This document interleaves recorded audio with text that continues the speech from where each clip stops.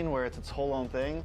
Make it about all the M series, you know? Take moments from all of those series, take player moments, you know? That's what's gonna hype up the fans, seeing those moments. Upbeat, like for fighting. Very upbeat, a catchy line, so when they hear that line, they know it's M6, and it has to be downloadable for people to use as a ringtone. I want the music video to be playing with the BMI. I want to see like scene changes with Claude moving through. Yeah, flashbacks, future forwards. Cool. Yeah, and then The BMI, because he can go back and that would I want actually be Dexter cool. to sing. You want Dexter to sing? You know what? Every year we seem to always, the MV, the music, something about it just misses it, right? So not just MLBB players, but the overall grand audience, right? Anybody outside of the MLBB space, I want to be able, same as Mara, like have that on the ringtone. I want to see random people who have no idea what Mobile Legends is playing it on their phones. I'm going to be like, that's a dope song. So I got a leak. What's the leak? M6, we're gonna use a new format. What format? They're changing it? Why? You know, all the way from M1, all the way to M5, I've always thought, especially M1 to M4. Single limbs, we've done that before. We've done double limbs, you know. We've done group stages with done- no... We also done no eliminations at the group Exactly. stage. We've done no eliminations. Good times. Hate that. This time, it's gonna be a Swiss format. Like the cheese? What's What? Swiss format? What is that? What is There's no going back from here if you start. You know what the Swiss format is. Actually, yeah, I do. What is it? Okay, so let's keep it very simple, right? So for this M6, I'm thinking we're gonna be bringing 16 teams, and then we'll make the total. If you win 3 times, you'll advance forward. Lose 3 times, you're gonna get knocked out. Oh no, you play with everybody. You play with everybody. 1-0 beats 1-0, so everybody starts with 2 groups. Group A, Group B. 8 teams here, 8 teams in B. Then, Every single time they have to fight, we're gonna redraw. that's a great idea. That's a great idea. Wait. Who's doing the redraw? Yeah, who's doing the redraw? I want to know this. Don't worry. Because is it gonna be us? Don't worry. I don't. I mean, I think it should be Mara. No, I think it should be Mara. You know what? I think so too, but I've suffered. I suffer. We have suffered. I cannot suffered. draw We know. anymore. So, So now it's Gideon's turn. exactly. Yeah. Wolf, Gideon, Wheezy. Whoa, wait a minute. Is we're gonna have Yasu and KB do it. Because we don't want to do it anymore. Me and LaFell, We've had enough. we've had enough. So we will do the draws ourselves. You will have You to will do it. suffer the wrath. Is it alright if I had all the Filipino teams and the Indonesian teams in one group? You know what? Nah. That's why, you know what? This is the reveal. If the players are gonna face off against their opponents, they should draw. Why put the responsibility on the league ops? Why to put the responsibility on the Yeah. talents? Why They the should talents? be the ones to decide their own fate. Okay, let's decide this. Mara, what do you think about that? Players, I think the players. That's perfect. Perfect. So, well, they can't say it's biased. They can't say it's planned. Exactly. They know. Not stale. Yes, exactly. So it should be the players, because well, they're responsible for who they draw. Wait, we've you had took us enough. out? They changed their minds right now. just with you giving us that idea, I'm gonna cut you out. But actually, hold on. We need to hear what KB has to say, because, you know, he's the professor here. So what do you think about the Swiss format? Like, what do you guys feel? Do you guys feel it's fine? Because if you guys say it's okay, we're gonna run with it. And if we say that it's not okay, you're gonna also run with it. If only one of you says it's not okay, then we won't run with it. I'm okay, because you know what? We can't predict any team. Even group stage, you know who you facing on. You have 3 teams as an enemy, but in Swiss round, you can't predict tomorrow what's going on tomorrow. What if we lose? Every round. So yeah, technically, groups are a thing of the past. Because you know what the discussion is, right? Whenever somebody makes it out of groups, oh, it was an easy group. Exactly. They weren't ready for that group. So now, I like it. You get to find out who really is deserving of making it. It's time to talk about the strategy for the teams. No, I mean, like, for do they think yeah, for the Swiss format's format, gonna play yeah. out? No, okay, so, we're locked in, right? It's gonna be Swiss format. We've seen teams talk about, oh, best of 2 is a different kind of strategy, right? Best of 1, completely different strategy. So now Swiss format, like, Gideon, Steph, Weezy, like, what do you guys think is gonna be the strategy when we're going for a Swiss format for this time? Just win. That's simply what the format is asking of you, right? It's saying, hey, the faster you win, the better the more times you win, the easier it is to make it over to the next stage. That's the whole point of the format, to kind of weed them out. Let's think about this, right? Because you're gonna play way more games in this format. Am I correct? Right? In the group stage. Playing more games. Imagine the first one. You're already showing everything you've got. Isn't that like, you know? I mean, I think it's cool that the teams will be facing teams with the same record. So I think it'll be even competition. So you'll see the teams scale the later we get in the Swiss format. I'm more curious about pre-preparation, right? I don't know about you, Wolf, but for me, at least with the format that we had before this, you kind of know who's your next opponent. You can pre-prepare for it, and you honestly have a working strategy. But I think with the Swiss format, it's just every single draw, you're like, I just hope I do well. But at the same time, like you said, it really shows us who's the best team actually, who actually deserves the upper bracket. Because if we only have like 16 teams, let's just say that 8 teams make it to the upper bracket or the lower bracket. It's always been like the upper bracket teams have a shorter way to the finals. Like you only have to win 3 series actually if you're from the upper bracket. But you can only get rewarded of that if you survive the grueling Swiss format. Okay, now I can see that maybe we're not as close as friends because the way that I'm thinking is very different. What is the way you're thinking? There's 2 games, so that after this you're fighting all the easy teams. Maybe. Right. Think about it. The people that lose to I mean It's all great until a Filipino team gets beaten twice and have the same strategy. now that won't happen. Like imagine if Malaysia we just lose 2 times, then we can eventually fight NA. No, Mike. Oh wait, no. This is where I draw the line.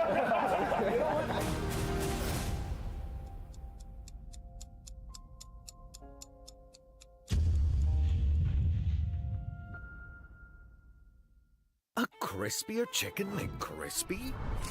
So much crispier. Bite into an even crispier crunch with the improved Chicken McCrispy. Now, wouldn't that be nice?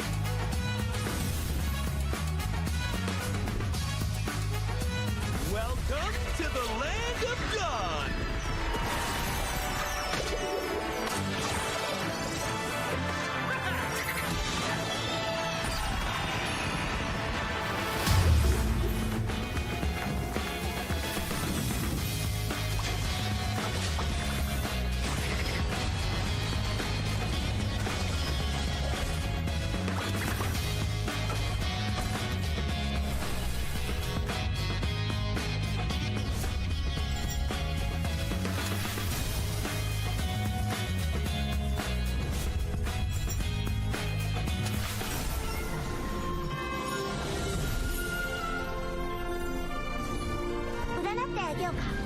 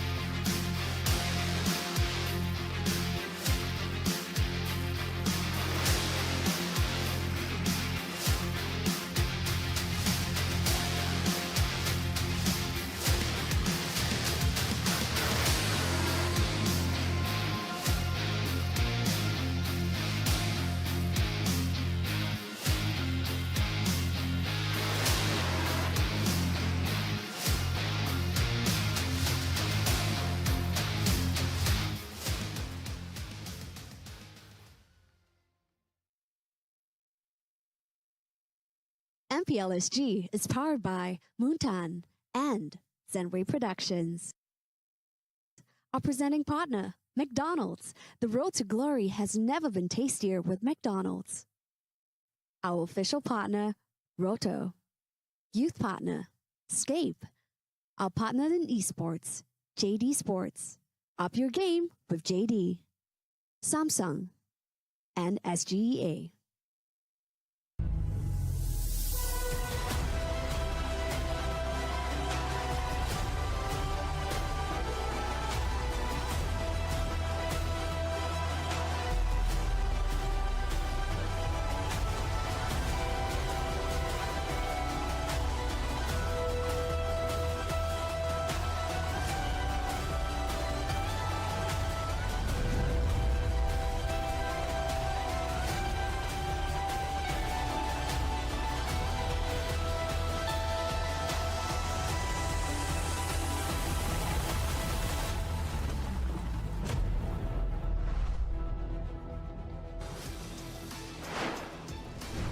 Welcome one and all right here to MPL SG Season 8, the final day of Playoffs Day 3. My name is Cheryl Yao and I'm so excited to be here at your service as we witness together as we crown our champion of MPL SG Season 8 by the end of today. Now we started off this journey with 8 hopeful teams, the best of the best that Singapore has to offer, duking it out over a period of 9 grueling days to finally calm down to this moment where we have our top 3 teams standing before us. Now, what's lined up in store for you guys is a jam-packed schedule with high-octane game fights and epic gameplays about to happen over at the Land of Dawn. So let's check out today's match schedule. So as you see here on your respective screens, ladies and gentlemen, 2 final matches that will be concluding today. First up, opening up the show, we have the lower bracket finals. We see Evil going up against RSGSG happening in just a few moments time at 10 a.m. and this match is going to be a best of 5. Now the winner in this match itself will proceed forth and duke it out in the final match that will determine the champion going up against our defending champions of NIP Flash, and this is a full best of 7 that will be happening at 4:30 p.m. So yes, all of that blood, sweat, and tears for the past months now to this final crunch spot. So we're so very excited, to finally come down to the situation, and we highly recommend you guys to come on down and join us live at the venue. If you haven't already done so, all you guys gotta do is come on down to Scape the Ground Theater, level 2. There's tons of activities in store for you guys. Now, you guys can take part in our partner booths such as JD Sports and win up to 500 diamonds. Bring a friend and get yourselves chests worth up to 899 diamonds and more. I guarantee you wouldn't leave here empty-handed just by joining us right here live at the venue itself. So head on down and join us live here at Scape the Ground Theater level 2 to check out all of the action. So let's jump straight in to match 1. The lower bracket finals happening right here before you. Presenting to you, Team Evil.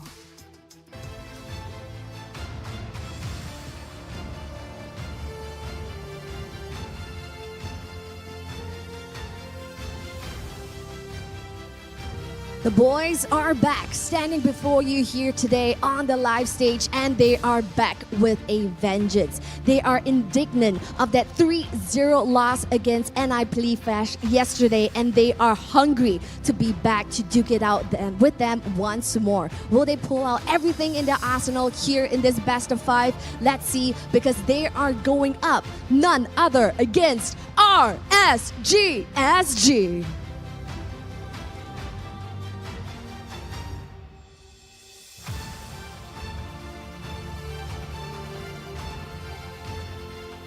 For yesterday's match earlier, we have seen RSGSG duking it out with Rift Esports, going a full best of 5. Up till the end of the day, it was which team who wanted it more, which team who wanted to go further, and RSGSG proved just that. Now this will be their final test to see which of these two teams have what it takes to go up against our defending champions to vie for that throne. Ladies and gentlemen, what we'll be expecting is crazy epic plays over at the Land of Dawn, and all mayhem is about to break loose. Question is, which one of these two teams wants it more? So let's find out from our casters. Take it away, guys.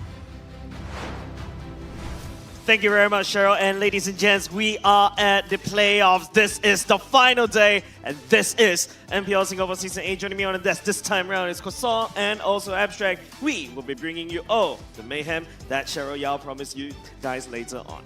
Now, of course, when it comes down to the final day, we're pretty much expecting jam-packed scenarios. And of course, when it comes down to all of these teams, or rather, 3 teams, all 5 games and all 7 games, I think that is definitely something that we can expect, especially since we're talking about Evil versus RSG. Yeah, man. I mean, this is the matchup that has been, I think, throughout history, these two teams have been butting heads. Although, different on the leaderboard. Yep. Evil this time actually stepping up, I think being one of the favorites in terms of winning this whole thing. Maybe. Exactly, right? Speaking of Team Evil, we do have the lineup just in a moment, but I can hear you, man. Team Evil has been really astounding in this particular season. RSG, on the other hand, we doubted them during the regular season. We doubted them during the Day 2 playoffs, but they finally delivered. And now, let's take us through Team Evil's lineup. Yeah, so in the EXP lane, we have Ken. The jungle, we have Boyet, Sayla in the mid lane, Powerful in the roam, and Marquis in the gold lane. This team yesterday has looked absolutely stunning, especially in the first game yesterday against NIP Flash. It was so close in actually taking off the first game. And, yesterday I wasn't supposed to be here, but I rushed down after seeing the first game and after being super, super hyped for that matchup. Yeah, thank you very much, Quad. And by the way, that's your cue to come down to Scape to witness all this live. But Abstract, let's take us through RSG's roster. Well, of course, RSG, we have Closer on the EXP lane, Yon to the jungle, Roy in the middle lane, Gear onto the roam, and CS onto the gold lane. Ever since Gear came in to the RSG roster after the transfer window, it is very clear that RSG is definitely starting to step it up a little bit more, and I guess regaining their former glory. Yeah, but is this the RSG that we need? Don't forget, technically speaking, this RSG is like, what, 2-3 weeks old? As compared to Team Evil, who's been using this roster solidly since the start of the regular season. They've got a lot of these trainings, a lot of these practice coming in. Yeah, but RSG, SG, I think ever since Gear has stepped into the role of Roam, have looked so much more cohesive. You talked about it, how they've only been a team for maybe 2 to 3 weeks. Yeah. But they're really looking good, even though it's only for 2 or 3 weeks. So I think the more they play together, the more we're going to see that cohesiveness that we expect from RSG, SG. I mean, that's why we used to dub Gear as the child prodigy, right? Now, we're looking at the stats of Team Evil, right? Which one really jumps up to you? So I think Team Evil, Marquis, has been one of the stars of this team. 732 GPM isn't on the high side, but he's definitely been pushing on those side lanes. 12k damage to towers on average for every game that he's been there, but also powerful, 8.28 average assists per game. He has been the playmaker of this team, right? Whenever he snaps his fingers, his team charges in together. And, honestly speaking, absolutely phenomenal. Yeah, but if you notice how Team Evil likes to play, right? Powerful, Ken, and Sayla. Technically speaking, you expect the mid-tier to be making the rotations, making the shots, right? You see Sayla, Ken, and Powerful, they were so solid as one unit. And what Boyet and after that Marquis has to do, just go kill. But let's take a look at RSG. We talk about Gear, let's take a look at his stats, Abstract. Well, it does look like Marquis versus CS. It doesn't seem like they fall off too far from one another, which will definitely make it so that the gold lane will be rather equally, it will be an equal matchup. Of course, when it comes down to RSG, SG, we will always want to take a look at Gear as well as Yon nowadays, as well, it is an assassin meta after all. Being a Fanny being one of the top picks for the side of Yon, but unfortunately, when it comes down to the turtle control rate, it does definitely seem as though that Boyet has got a little bit more of the higher turtle control rate at 44.44%, while for Yon it's more of a 31.88%. But I'll always give an honorable mention over to the side of Gear. Ever since he came in, he didn't really manage to clock up much games, but you can, as you can tell, the amount of information that we have on him is already a lot. Yeah, to be honest with you guys, right? Yesterday, when we were watching Team Evil versus NIP Flash, even though it was a 3-0, it did not feel close at all. Tell me about it. I mean, it was so close. You know, literally, I think the first game it went all the way down to base race almost, right? I mean, we haven't seen much matches like that, and we haven't seen actually NIP Flash being pushed to the brink like that so far in the past 2 seasons. So honestly, phenomenal showing from Team Evil. Yeah, let's take a look at this head-to-head, shall we? Like anything numbers that you want to highlight there, Abstract? Well, I suppose that when it comes down to everything that we see here, the main thing that I always want to take a look also is going to be the average control time, because this generally helps us have a very good idea as to what they are eventually trying to do whenever it comes down to team fight as well as their hero compositions altogether.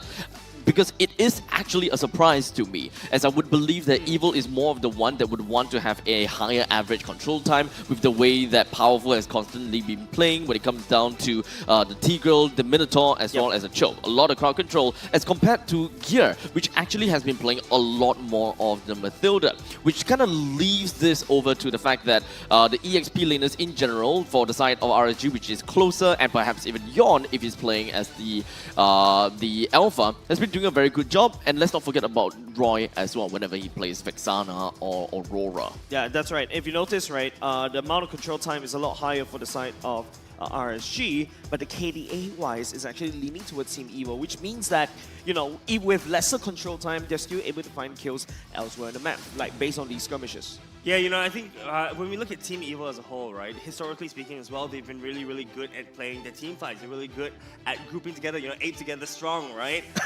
Powerful goes in and everyone goes in together with him, you know, which could potentially actually explain the higher KDA. But if you look at Boyet, right, Boyet has been such a phenomenal member for Team Evil, and if you look at where he's been playing from MPL PH, and then he went to Cambodia, yeah, and then before coming over here, you know. So this player has been around for a long time, and I think he's been known for his very aggressive playstyles, especially on the Assassins. And, you know, if we look at MPL Season 8 so far, he is one of the cleanup crew. He is on those Assassins. He is coming in and making sure that Evil has been able to secure those kills. So what do we call him now? Boyet the Janitor? Because he really goes in and cleanups everybody. But to be honest, it also means that, you know, Team Evil, it sets up the scene better for Boyet, better for Marquis as compared to, you know, the size of RSG, because RSG, you know, their games even against Rift, it wasn't as clean as what you expected from their performance in Season 7.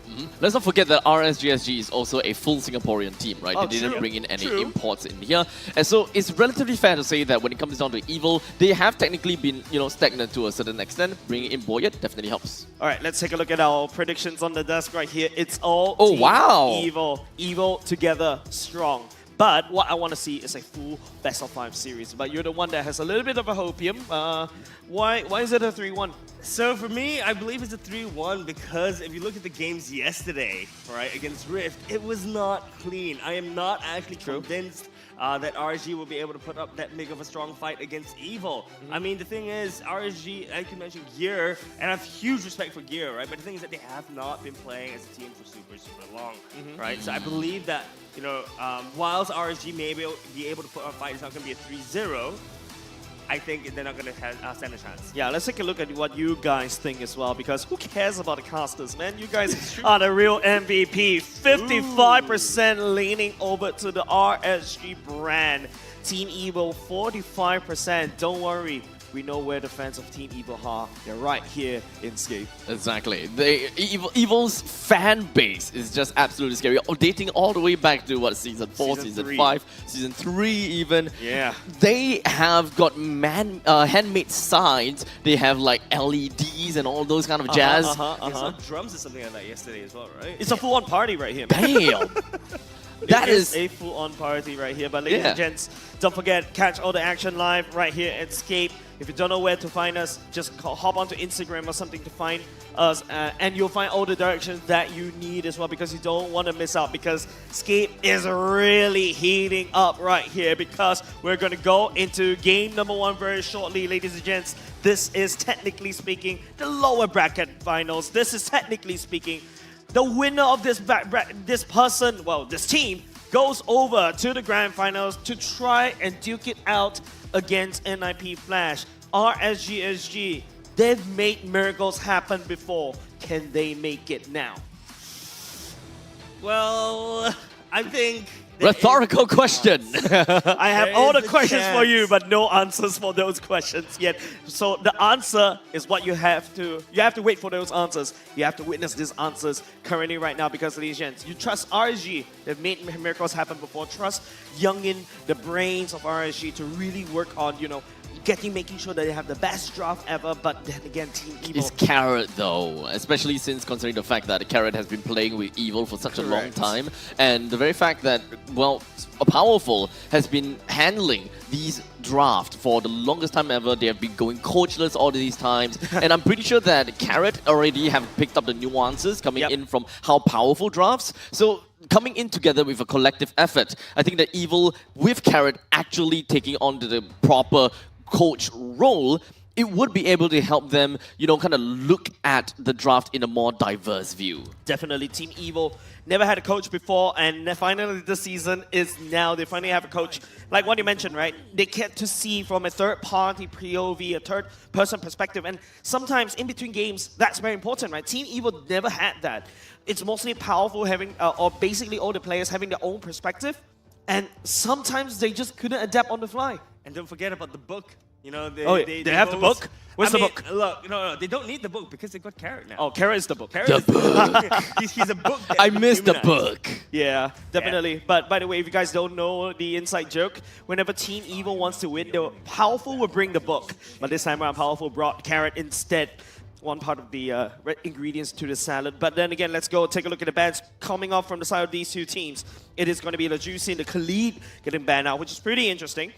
Chip and Phobia's getting banned out by RSG. The Khalid yesterday has been banned out and picked so many 100% pick ban rate, right? I'm pretty sure he has 100% pick ban rate. At least for yesterday itself, teams have been identifying that Khalid has just so much utility, and we don't even see Khalid in the EXP lane. We've seen him in Rome. In Rome. Yeah, we've seen him in Rome, which is so interesting. I mean, to me, I like playing Khalid, right? Khalid is able to have so much mobility around the map. He's able to bring so much team fight, so much tankiness as well, which is actually very similar to the pick that was picked up for Team Evil in Hylos, right? These two champions, these two heroes, Khalid and Hylos, are actually very similar in terms of having the mobility, the tankiness, as well as the disruption that they can bring to the table. So Evil instead going for the first pick on the Hylos as well, instead of prioritizing what Marky likes to play, like Harith. But in my opinion, I feel like the Harith is so easily counterable. That's why Team Evil let it go. They gave RSG the Harith and the Gatokacha one combo. By the way, Gatokacha also one of the top bans in this current playoffs.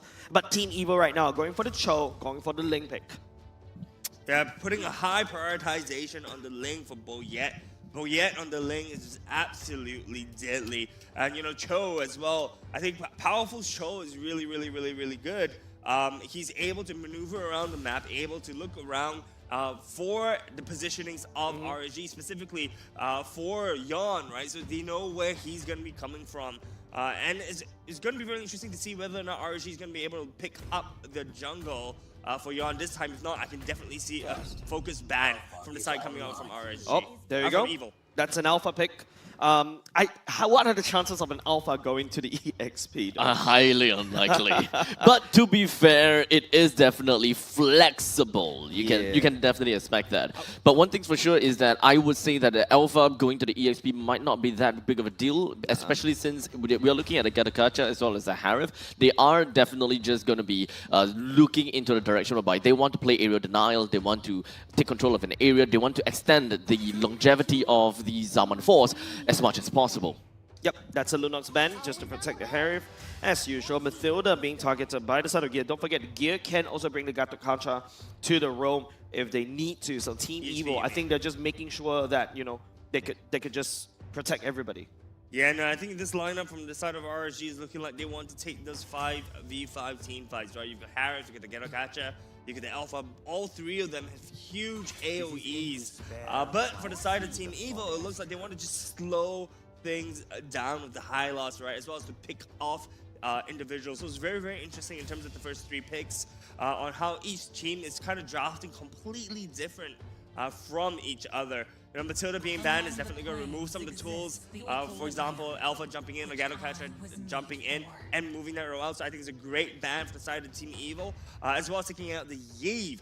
More area denial, and I think Team Evil has correctly identified what RSG is trying to go for, and is banning out the necessary heroes. Yeah, you just don't want to face a Yve real world manipulation when you've got the Zaman for Zippy Zappy Zoom. You've also got the Alpha ultimate and also the Gata Kacha ultimate. That's not a really good recipe that Team Evil wants to give over to RSG. However, now RSG is going to come out from this ban phase into first pick. What are they looking for?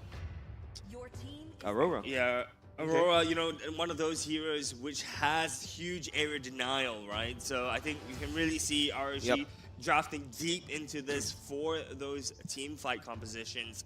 So they're likely gonna, they've got their, I think, the EXP laner left. I mean, look, RSG's lineup can be flexed so many places, right? Gato can be played in EXP, Alpha can be played in EXP. Although likely, I think it's going to be in jungle and roam respectively. There we go. Ooh. Marquis. Alice, Angela.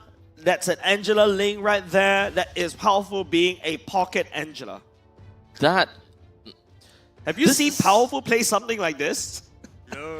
This is actually really interesting to me. I struggle to really understand what exactly Evil would be wanting to look forward to, considering the fact that Ling will take a very long time to actually go online. That pretty much means that in the early to the mid stages of the game, they are actually going to be really, really weak. Speaking of which, they also picked up a Cho onto their side, so they are trying to go for a little bit more of an isolation play. However, there's not really anyone from the side of Evil that can actually make full use of that isolated play. They can't burst that one person down that Cho kicked. Wait, hold on a second, guys. That's an Angela in the mid lane instead of a roam Angela, which is pretty interesting, right?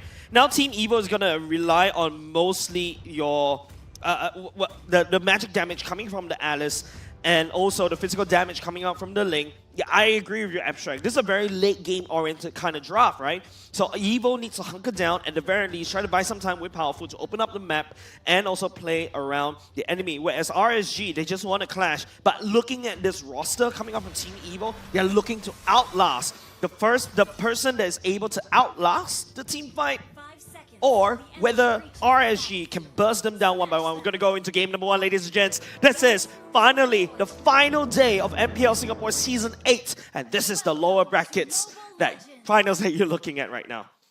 Well, it looks like we have started the game with a little bit of a pause right now. Oh, wait. Yeah, so there's a little bit of a pause right now. I think while they try to figure out the issue, I do want to lock in, or I want to talk a little bit more about the team compositions, right? Yep. So, you mentioned a bit earlier, you know, RSG looking for those team fights, Evil looking for those pickoffs.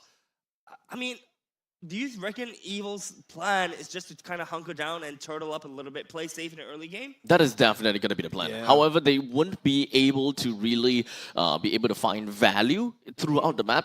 They don't have a way to siege turrets because their marksman is actually going to be the Alice. So you can't siege turrets, number one. Number two, you don't have enough burst damage to really make full use of the Cho. So technically speaking, you can't pick off as well. So number three, when we are looking at a full-on team fight scenario, when it comes down to crowd control, you don't really have a lot of that as well, as you are looking at a high loss in the EXP lane, roam onto the Cho. The only best thing that you have is the Jikundo plus the Way of Dragon. You don't have an AoE control that actually takes an area away from RSG. So I think that Evil, they have something completely different planned out in mind. They don't intend to go head-to-head against RSG. In fact, probably something very, very unorthodox with that Ling as the main pivot. Yep, it definitely is, right? Alice there to buy some time at the very least during these massive team fights. High loss as well, right? If RSG is unable to burst down Team Evil in one fell swoop, Evil will definitely win by sheer attrition. So this is like the battle of attrition versus the battle of Mega Burst. Yeah, Mega Burst, but I mean, look, they've got the Angela to kind of stave off, you know, some of the damage in the early game, right? So honestly speaking, I mean, in the middle of team fights. So honestly speaking, I think Evil does have the tools when it comes into this game. But the question is whether or not they're going to be able to execute it. Because I think in terms of team execution, RSG has the easier lineup to execute. That is correct. I completely agree. RSG, they just kind of need to go wombo combo unga bunga kind of thing, find an area, drop the Zaman Force, and okay, we got to toss every single one of our ultimates out there. Well, in the meantime, for Evil, definitely very different, but one thing that we cannot definitely ignore is the power of healing coming in from Sayla, Ken, and Marky. Yep. Now, let's take a look at the line matchup. Hold on a second. Mid lane is taking a lot of trouble right here. Powerful. It doesn't seem like Roy is going to go down anytime soon. Manages to find himself right within the confines of his tier 1s. And Gear, of course, pushing Sayla off. Yep. Let's go back to that topic about lane priorities, right? Marky is not going to have a good time in the early game. So you either got a weak gold lane, whereas Evo on the other side, on the top lane, EXP, CC should be able to just chip away Ken's damage, but hold on. Wow. Oh, Gear does seem like he's going to be popping out the Revitalize. In fact, he's going to be the first one dead, while the passive from the side of Roy has been popped. Yeah, that's an unofficial double kill right there, right?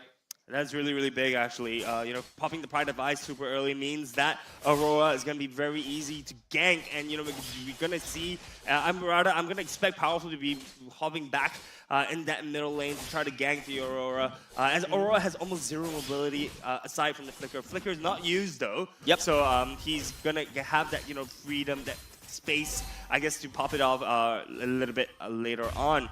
Very surprising, actually, CC being pushed out of her lane. Yeah, which is surprising, right? CC should have a good time, but I think it's mostly Ken's regeneration powers coming in to help. But now we're hyping up for this first turtle fight already. You see Ken going back to refresh and Power Boyette stepping forward.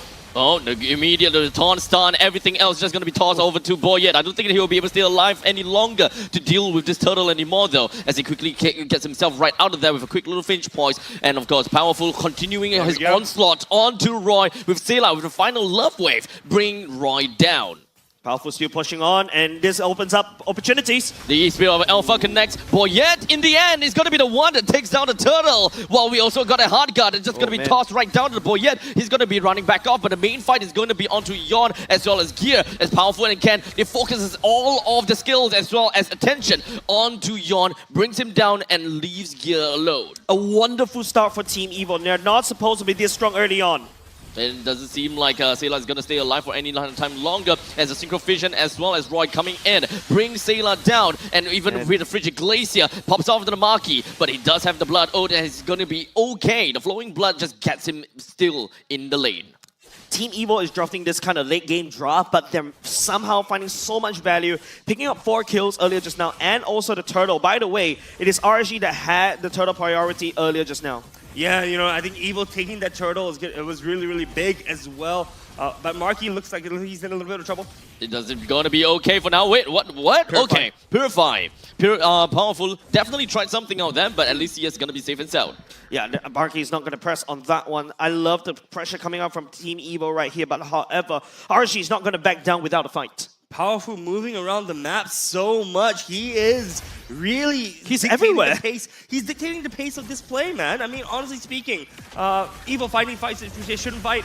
Oh, doesn't seem like a Marky is gonna go down anytime soon, though. He's the power of attrition. That's what we're looking out for. As Boyette goes straight into the tempers of blaze, and he's gonna be all right getting a kill down to the Yawn. The rest of the members coming from the side of Evil, just hoping that they will be able to hold out for a little while longer. With all 4 of them not gonna be that healthy, they manage to pull out before anyone else goes down. You know, Abstract, you know what's the worst kind of evil? An unkillable evil. That's what that is. You can see how many times the RSG tried to jump onto Team Evil. Somehow, somewhere, they survive.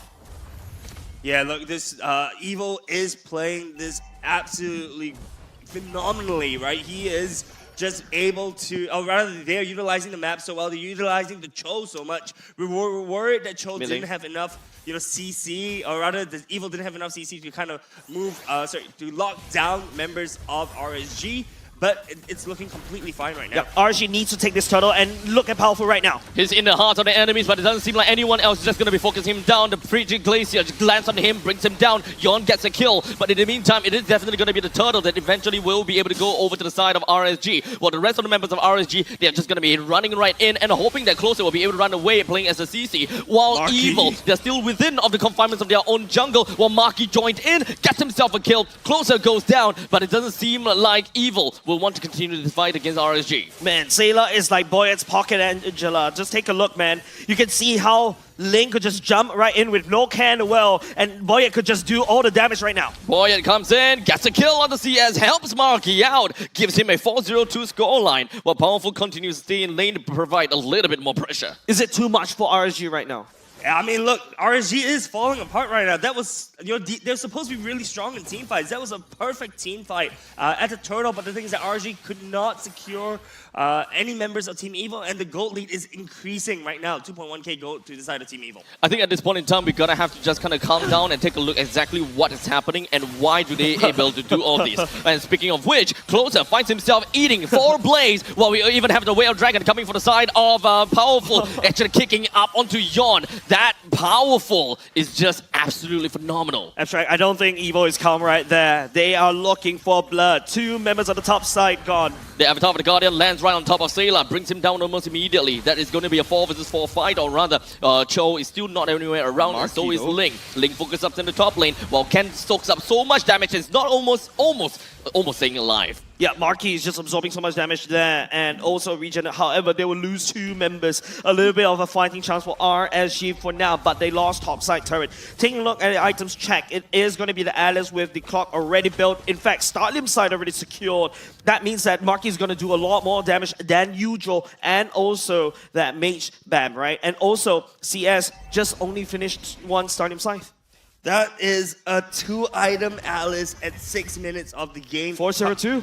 It's absolutely bonkers. You know, we saw Marky yesterday playing the Alice. Although he didn't have a really good lead, he was still being able to make very big impacts. But looks like it's just going to be a small little trade there. So like I was saying, you know, Alice, Marky on Alice, right? He was able to make a big impact even though he didn't have a good lead yesterday. Now, he has such a huge lead, so he's going to be able to do so much work. Yep, RSG right here, once again, they lost the second turtle, they got the second turtle, but they need more, and they need to try to do something right now. Glorious halfway right down onto Yon, and even with the Whale Dragon just going to be kicking out onto Yon, but unfortunately, Yon did manage to come back out from the crowd control in time to get himself the turtle. Boy, unfortunately, did manage to get himself a double kill, make that a triple, might eventually be able to get himself a Maniac, as now Gear is just going to be right in the face of the enemy's Maniac. Indeed. The finish point coming from Boyet. There you go, gonna go for the heartstrings. The CC immunity on the Closer. He pops in, doesn't seem like the Purifier is able to get him anything, as the Maniac works it all out. Right down over to Boyet. Man, we haven't seen a Savage in a long time. The last time we saw it was Luxenstein, and Boyet came in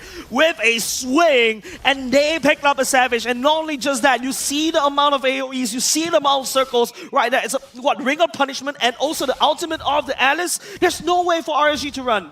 There is no way at all. And the thing is that, you know, we're talking about how RSG had this teamfight capabilities, but it seems like Evil right now has just so much AoE to move around the team fights. From this game itself, it does definitely seem as though Evil may not necessarily want to look for super big team fights per se, but they really just wanted to isolate one person and kind of win in that spot. As you can see, they're just jumping right in. We talked about the fact that they don't have no damage. No, they have so much damage. As now Closer is going to be the first one to go down. The next one is going to be Roy, as Marky jumps over to the back line. One of Peppers of Blaze sends Yon up into the air. The next one is onto the chopping block. It's going to be CS as well as Gear. Same thing, 5-man wipeout. This is the second time in a row. Second time in a row in less than 1 minute. Team Evil has exponentially just crawled and put RSG down to the ground in technically 9 minutes already. There is no defense coming out from RSG. 6.5k gold lead right now on the side of Team Evil. Team Evil absolutely stomping this game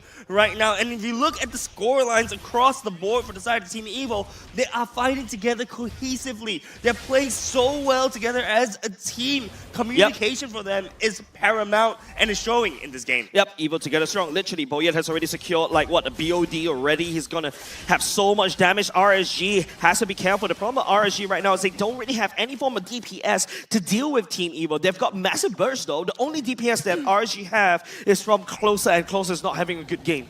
All right, so I want to take a look at the side of the RSG, right? Right now, it looks like there's little to no hope for them to come back, but they do have the Harith, right? Harith needs that 3-item power spike in order for him to be able to maneuver those close kind of gaps within the jungle and to start taking those team fights back. But the thing is, RSG needs to play things a lot slower right now. Right now, they're taking fights which they have no business taking. We saw them get wiped out twice in a row, and it's just...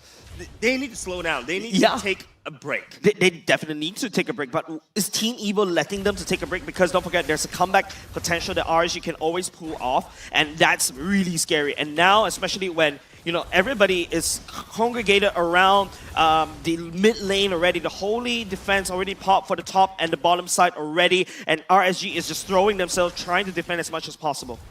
Yeah, Holy defense is going to be popped for the last mid turret as well. Dude, RSG has not been able to even tickle the turret for Evil. Oh, wow, this is a two-pronged attack coming from the top lane and the bottom lane. What exactly is going on? But the main thing we got to focus down on too is Boyet jumping into the bottom side while CS drops down the Zaman Force. Powerful as well as Boyet. They're going to be fine. But the top lane, Marky, he goes down together with Ken. This two-pronged attack from Evil, unfortunately, did not go well at all. Yeah, Ape together strong, Evil together strong, but when they're not together, not strong. That's what happens, right? Two-pronged attack completely failed, but you can see how much time that Team Evil can potentially buy with just 2 members. Yeah, and look, I mentioned before, CS, right? That was the fight that he was looking for. That was the fight that RSG was looking for. Yon also doing quite a bit of damage, quite a bit of work cleaning up. So that was what RSG needed. Gold lead now reduced to about 6K in comparison to earlier. But I think Evil got a little bit too overconfident there. They overstepped. Yeah, they definitely did. They overestimated themselves in that team fight. I mean, quite abstract. I mean, if you open up the item screen and you see that, hey, you got a 10K gold lead, might as well try something, eh? It's true. And look, I think even though Evil wasn't able to take down or rather wipe out RSG, they did significant amount of damage to the turrets. Yeah, if you take a look. In-game equipment, not a lot of good equipment. The only person that could potentially deal the stacks of damage is on the Harith, right? 7.7K, 7.8K net worth, already has a Holy Crystal, but I think they needed more. You can see the Powerful already built up the Radiant Armor and some of the Magic Resist stacks. That damage from CS needs to go in via some Magic Penetration. Yeah, look, I think he's definitely going to be building the Divine Glaive a little bit later in the game. But that is the 3-item power spike that we were talking about earlier. And that is going to be their signal to start taking a little bit more fights, right? Gear. Being a little bit cheeky there. Swats Powerful out and decides he does not want anything to do with that. Lord is spawning right now. And Evil is poised. They have priority on the map. It's going to be very difficult for RSG to find a way back in. You see how Evil is actually opening up a map. Marky, Powerful, and Ken, they're just, there's a no-go zone around the Lord Pit right now. Not even just the Lord Pit, even the vicinities of the Lord Pit. RSG cannot even find a way to enter. The only way they can enter is probably from down bottom of the screen, but there's another way pushing through. So Evil has total Lord Pit control. Wonderful play. I really like what Evil is doing, right? We saw just now Marky actually clearing the top wave of minions, and we see Sayla at the bot wave of minions, because Sayla is able to just join in the team fights with the hard guard later on. So Sayla has free, I guess, he's just able to push whenever he wants, right? Yeah. And Marky as well has a very, very large mobility tool that Alice has. So honestly, Evil playing this perfectly. Yeah, right now it's just RSG waiting for the end. Team Evil has a massive Lord sending down at the very weak turret down bot. We shall see how RSG defend this one. Yeah, it's gonna break right open. Lord breaks that turret down.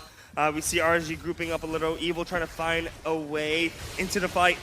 The Galon is halfway dropped down, as well as the Templars of Blaze over to the back lines, once to get a kill down the CS, but unfortunately Boy is just going to be left with a sliver of health. Yon goes into the spell of Alpha, wasn't able to get a touchdown on the link just yet, but the rest of the members on the side of Evil, they're just trying to survive as much as possible. The hot guard keeps Marky alive as the Blood Ode gets him away. Marky is so unkillable. He's immortal. With the help of Sayla as well, his personal ambulance, he's just absorbing all the HP, he's just healing it up. RSG, they cannot do any damage at all. Just take a look at the damage dealt. 76K from the AoEs, man.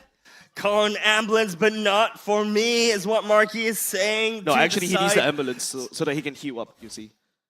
He's driving the ambulance right at RSG. It's true. RSG is getting rolled over by this ambulance called Alice right now. Marky taking over the game, 7-1-8 right now.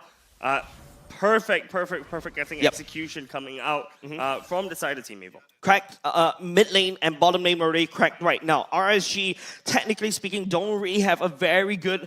they do have good wave clear, but what I'm seeing is because now Team Evil needs to try to put an end to this game. They don't really have an actual marksman that's going to make it even a lot harder for them to push.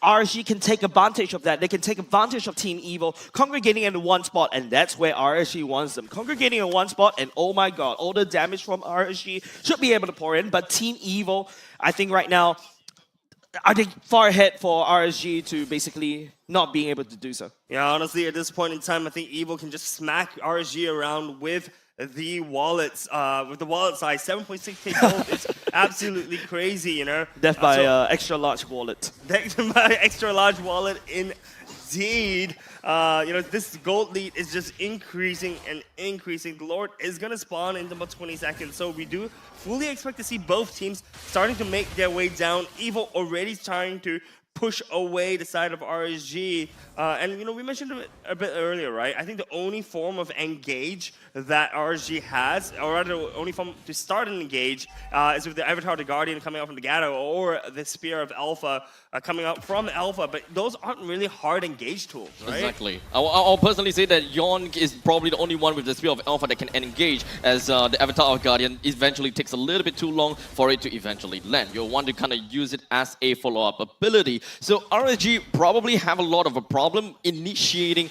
at that point in time, which is why in the early stages of the game, all we are seeing is Evil initiating, and Evil just winning because of the fact that they touches RSG first. But speaking of touching our RSG first, they indeed will be able to get a touchdown as the Frigid Glaze is just going to be landing right down. The Tempest of Blaze over to the backline, sends 2% up into the air, but Sia is going to be fine and dandy for now, but it still goes down to the hands of Marky. They are all just going to be surviving. What is all of this in Crovision for if you can't even get a kill down on the Alice at all, as Boyet jumps in on closer within of the enemy's base, and Evil manages to send a three-time wipeout onto RSG. They crawled right into the base and end the game once and for all. GG, well played coming out from Team Evil, man. Game number 1.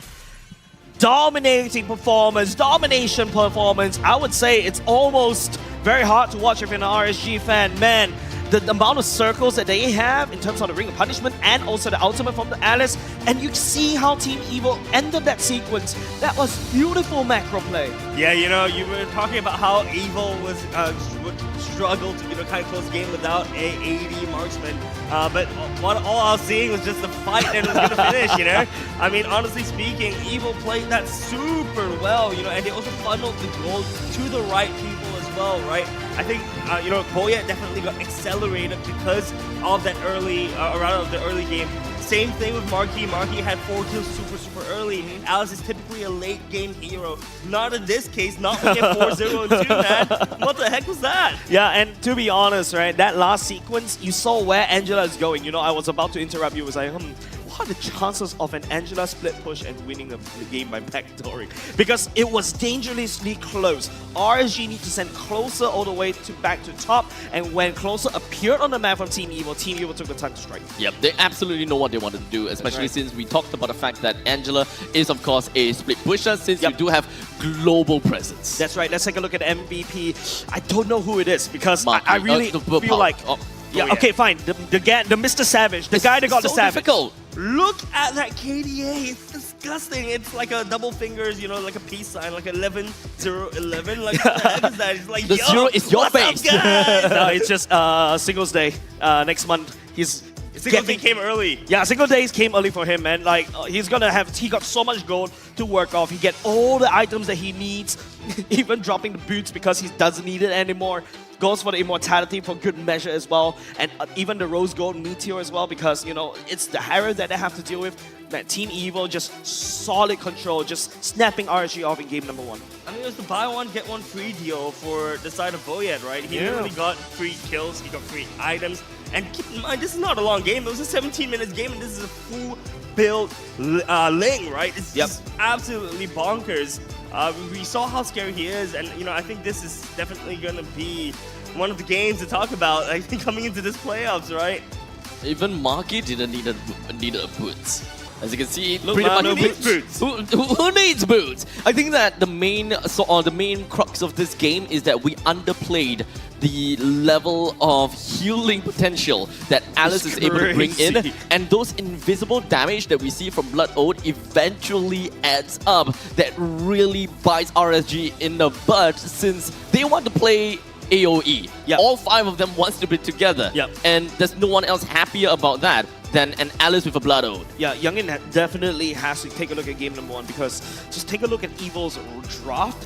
It is something that I will call them out if I see them in a ranked game. I'll try and say, bro, try hard, bro. Yeah, no, I think Alice is super smart, but the thing is that it also takes a player of Marquis' standard to play something like the Alice, right? Yeah. I mean, we don't really see Alice being picked up much for the side of MPL SG, but we only see, I think, Marquis and Danix, I think, playing the Alice, right? So Alice is not a super easy hero to play around. So really props, I think, to the team for identifying it and actually playing to one of Marquis' strengths. Yeah, and it also enables Evil to do all of that, right? Like, not only just the fact that they got one single target lockdown, technically coming up from the Law and Order, from the Hylos, and also the Jeet Kune Do, and also Way of the Dragon from Powerful. You also got enablers like Sailor that's just constantly pouring HP bars back into Marquis, and on top of that, RSG doesn't really have the DPS to deal with. Enough said. It's just the last 2 picks coming out from Team Evil just solidifies this draft, and I definitely feel like it caught RSG off guard. This is the game where you expected a carry, you expected something like a Claude to be able to deal with Team Evil, but man, RSG got blindsided by the draft, man. I mean, look, I am just looking at the EXP lane, right? I mean, Closer historically has not played CC. And honestly speaking, I was wondering what they were trying to do with the CC going into this matchup. When it comes down to CC, the main thing that they want to go for is to deal with both Marky as well as Ken. With the thick amount of HP from Ken and from the side of Alice, I would believe that what Youngin was trying to do is that even though CC kind of breaks the norm as to what the team is technically trying to do, because CC. It's like, CC is single target while the entire team is AoE. I think what Youngin is trying to do is that we just want to conquer the lane. We'll conquer the lane, and then we'll be able to kind of deal with these players one after another. Yeah, and I feel like the CC there, right, with the percentage HP damage, shred, and also, that's your DPS, right? But Closer wasn't having a really good game up top in the early game, right? Because even though, yes, he's the one that should win, technically speaking, Ken, but Ken brought friends. Ken brought Powerful along to the top side. I just got to basically help him out, and all of a sudden Closer doesn't really have a lot of priority. Yeah, no, I was gonna say, I think if anything, CC's ultimate is able to also link up 2 people, and will also help to kind of lock these 2 people down to kind of engage or to start the team fight, right? The slow with the link up, it's gonna bring 2 people up close together for follow up. With a follow up for Jig Glacier or Avatar the Guardian. Yeah, and just take a look at the damage down and the total heals done by RSG and Team Evil, man. It's only what, 20k-ish difference, but you can start to see the amount of heals a Super Nutty coming out from Team Evil. RSG wasn't able to deal with, unable to even touch any single turrets at all. One thing that we managed to see from the side of RSG's emblem, and I think that we missed that out, is the fact that Alpha, which is Yon, actually didn't pick up onto Demon Slayer. He didn't? Demon Hunter. Why not? YOLO. Why not? But as a fighter jungler, you kind of want it, don't you? Clear fast, technically speaking, yeah? The main thing is you want to have the advantage against Lord and Turtles, no? Nah. I mean, with 2 damage, you don't need that, man. Yeah, you man. Don't need it? I don't need it. I think, yeah. I agree with you. I think that was definitely a unique take on Alpha. As well as, I think you picked up the Quantum Charge, which is really, really interesting. I think Quantum Charge is pretty okay. You need a chaseability, right? Mobility. You You need mobility. Right, we have many disagreements on the desk, but we Yeah, do I disagree. I disagree. But I don't like you. It seems like, well, that sounds a little bit personal, but when we look at the side of the top four, it seems like they also can't agree as to who is going to be the MVP. Yeah, because that's look, right. 4 different members of EVO, all in the top 4. We have Boyet being the rich guy, 907 gold per minute. Marquis being the carry, 153k damage dealt. Ken being the sandbag, as well as Sailor having the highest number of assists. I disagree. It should be powerful, powerful, powerful, and powerful. I agree. You should disagree. I agree. But I think what we can all agree on that was total domination on the side of Team EVO in game number 1. RSG bouncing back is going to take them, I would say, a lot, because right now RSG felt so fragmented in that game number 1. Indeed.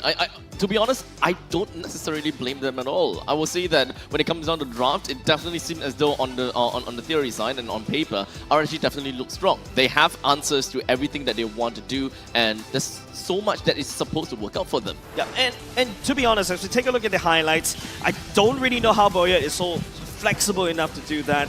I tried doing that myself. I think I tore one of my suits up. But the point is, right, this is a total domination game in game number 1, right? You can see whatever RSG wants to do, they try to engage. Sailor's protecting the back line. Then after that, Marquis jumps to the back line of RSG. And then all of a sudden, your damage dealers have to deal with Marquis. Then your engage need to double backwards. And then Ling can step forward even further. So this 4D chess is just crazy by Team EVO. Yeah, I really like the way Team EVO played these team fights. If you take a look, right, I think because of the mobility from the Alice, they're able to come from angles which RSG did not expect, right? Yeah. So it felt like EVO was like shepherd dogs, right? Kind of herding the sheep together and then just going in for the kill. You talk about angles, look at Boyet's angle, man. That's exactly what RSG felt, right? You all of a sudden, you can see that, you're engaging at the peace sign right there, and then all of a sudden Boyet just whoop, from the back line, just start sniping people down, just exactly what Team EVO did. It's a beautiful game of herding sheep, and EVO really managed to herd sheep properly and just call them I guess, for a good meal after this, I suppose. Yeah, definitely. It's a really good breakfast for the side Team EVO in game number 1. And this is a 2-prong attack that we saw that fell flat on the face. Well, I wouldn't say it fell flat on the face, right? I mean, they added additional pressure. So if you take a look just now, right, they were able to get the tower low because of that 2-prong attack. Yes, they weren't able to get many kills. They weren't able to finish a game back then, but they were actually able to add additional pressure on the map, right, by bringing the bottom tower low, eventually getting taken down by the Lord, and then the top tower was being worked on as well, as popping, the tower shield. I've been looking at Marquis this entire time to really look at what exactly the Blood Oath does and exactly how big of the damage the Blood Oath actually does. Over time, it really starts to add up. Yeah. Over time, it starts to add up. And when we are looking at maybe CC or maybe looking at Harif, they're trying to poke him out. They get him to half HP. He flowing bloods away to somewhere deeper in, and then there's more people, and then his HP is back again. Yep. It's all about like the push and pull concept. The moment when the opponent push you and you pull away, your HP is back, and then you push at them again. Yeah. So it's kind of like an endless battle. I see what you did there. I mean, this that team fight was just super spicy, right? And I'm looking forward to what I think RSG as well as EVO have to bring to the next game. But I think we have something else that's really spicy. Yeah, something that will be delivering you right to the doorstep. The road to glory has never been tastier with McDonald's. Catch all of the MPL Season 8 action right now and complete the experience with a crispier crunch of the new and improved Chicken McCrispy. I had 4 packs last night with the McDelivery as well. That's not all. 1,000 of in-game diamonds are up for grabs for you and your squad. Go on, smash your hunger. Of course, TNC applies. What? Stop touching me! Four Yeah, I brought in boxes. 4 boxes. I had 4 points. Yeah, it's kind of like it's a bit. No wonder. Yeah. Okay. Yeah. That is good. He- Are you guys he fat needs more shaming- energy. Are you guys fat shaming me No, we are saying that you need more energy, so you needed to eat more because when it makes comes down sense, to eating, exactly. it gives energy. And you are a play-by-play caster, Exactly. so you need more energy. Color them. typically you are No, playing with well, you're preloading. Exactly. For when you're doing, Exactly. You're storing energy. Exactly. All right. What's next, producer? Go next. Because we're going to go into the analyst very, very soon because someone stacked up with the analysts off the desk. How's your morning going for you, Churros? As an EVO fan, it's going great. Thank you guys from on the desk. I'm going to do something a little bit special right here. I'm going to be using the Samsung Galaxy S10 tab for this analyst segment. I know my production says like it's a very, very new thing, but technology. And thank you so much, Samsung, for sponsoring this. I'm going to try doing this, and let's jump right in to the entirety of this game and what went wrong. Starting with the draft. I think this is a very, very interesting take, especially for the Angela right here. Actually, the pen is in... Okay, I'm just going to use this one.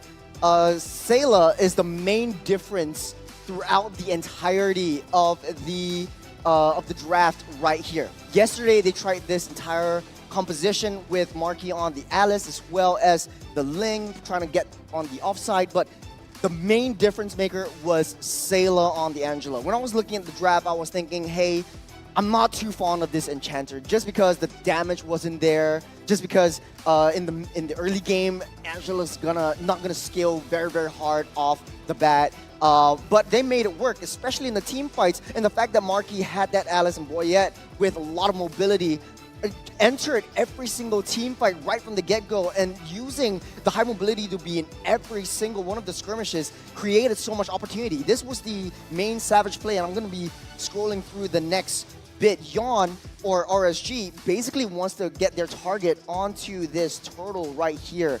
And the fact of the matter is, this was one of the major downfalls, and what we learned from a lot of these teams is that they don't necessarily want to go for the major objectives. They want to go straight for the kills. And what EVO did well is they maintained Sayla on the offside, trying to push on the waves. They didn't send anyone to control Sayla. And the problem is you have a fairy that can just use the heart guard to be on anyone, and you've got options, right? You could go on to Mark, you could go on to Boyette, you could even go on to Ken, which makes it so much more powerful. And no pun intended, of course. And this was where everything just went wrong for RSG. They continued fighting for it. Once Ken laid down the glorious pathway, everything goes ham. Marky got in position, identified where Yawn is, identified where all the rest of the enemies is, creating a lot of space away from CS just by being omnipresent. Got the top wave pushed down by Sayla, and they don't even care about the turtle. Yes, Yawn, you can take the turtle, no problem. I'm just gonna be hammering you down. And the fact of the matter is, the magic of team fights is coming alive on the first game.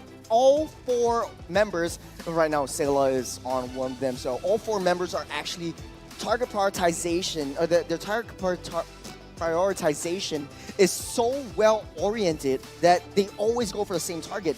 Closer was supposed to be the next target, but Powerful made that call. Let's turn back, let's get that U-turn, let's take out gear, and let's go for the next main target. And the layering of the turrets created that Savage opportunity, no pun intended again, for Boyette. So I'm just excited to see how things goes down in game number 2. So boys, back to you. Thank you very much, Punny Boy. Thank you very much, Punny Boy. I did not Honey catch Boy. most of the puns, actually. It just flew across my head. Honey Boy. Punny. Punny Boy. Oh, Punny Boy. Punny. Oh, okay. Yeah. Do I not sound properly today? No, it sounded like you said Honey Boy, and I'm just thinking, what is your orientation like? I mean, we did have like this interview with those 2 gamers, so he definitely have an issue whenever the name Kyrie appears or when the name Diablo appears. Why is Escape so hot? It's cold. Anyways, I think we got something very important to tell you guys as well. Don't forget, M6 is just around the corner as well. So what you can actually do for the M6 World Championship, there's a pre-order that's live right now for the M6 World Championship T. So don't miss the chance right now and grab the official M6 Championship T, available in 3 colors. Enjoy a 15% discount when you pre-order this lovely MLBB history at, well, $33 cheap. And this this exclusive pre-order closes on the 16th of November 2024. So, and it's also limited to fans residing in Singapore only. Plus, enjoy delivery straight to your doorstep for only just $5. Get it right now. Shop at the link right below, right there. So, you want to get yours? Hurry while stocks last. Well, the link is super easy, right? It's shop.zenway.sg. Yeah. Super easy to remember, man.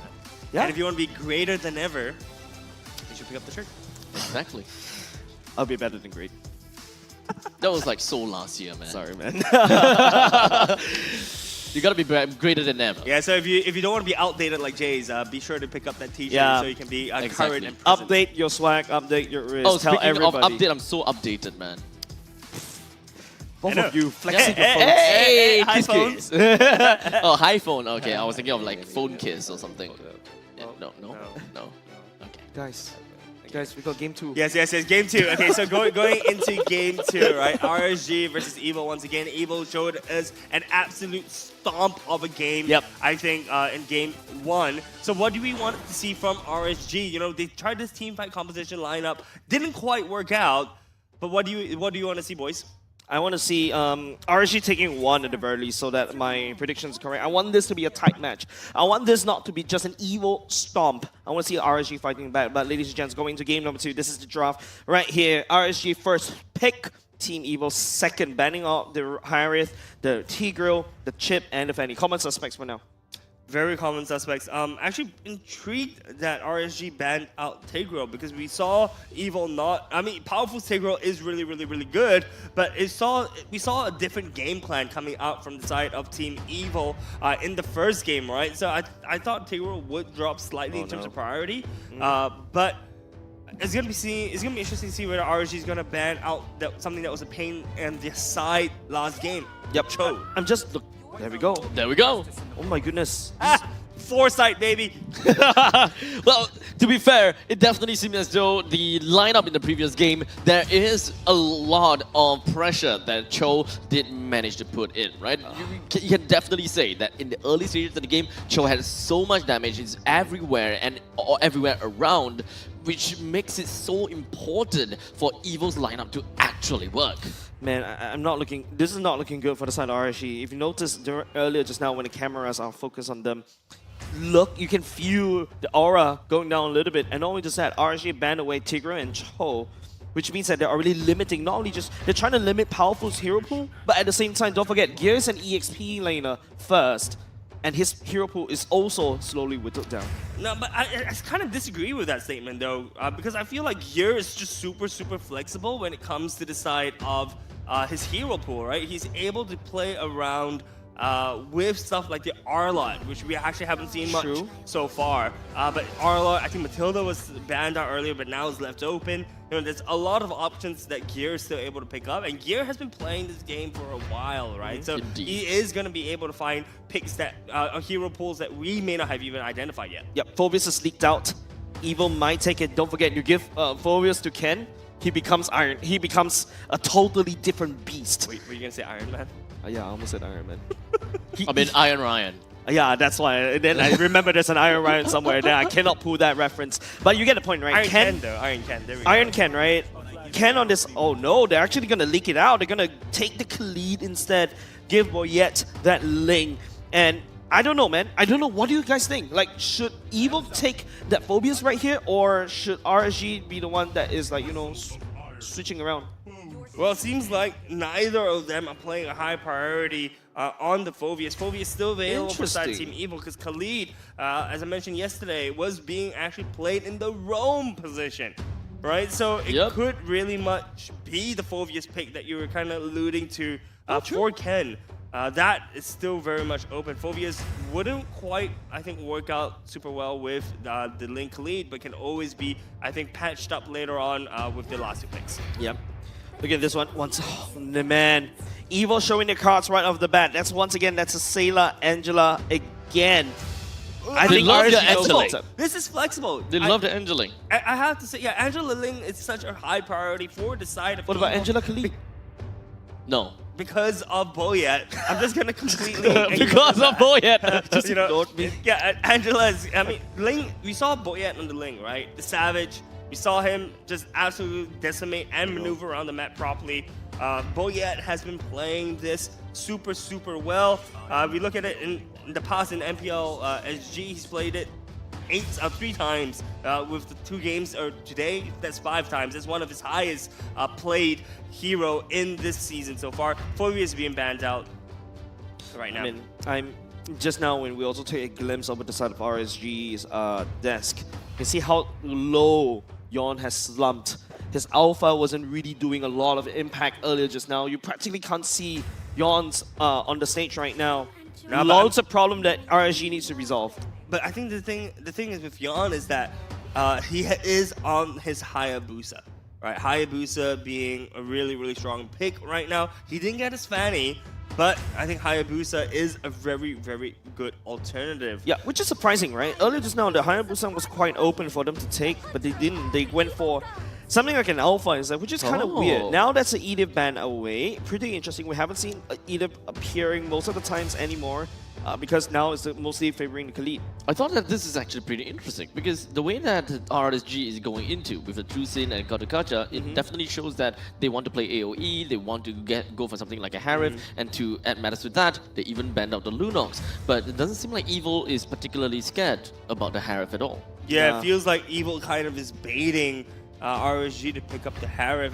Right now, either that or force the ban, the Harif ban for the side of RSG and pick it up themselves, right? I think Marquis is able to also play the Harif extremely well, and it would actually suit the lineup from the side of Team Evil.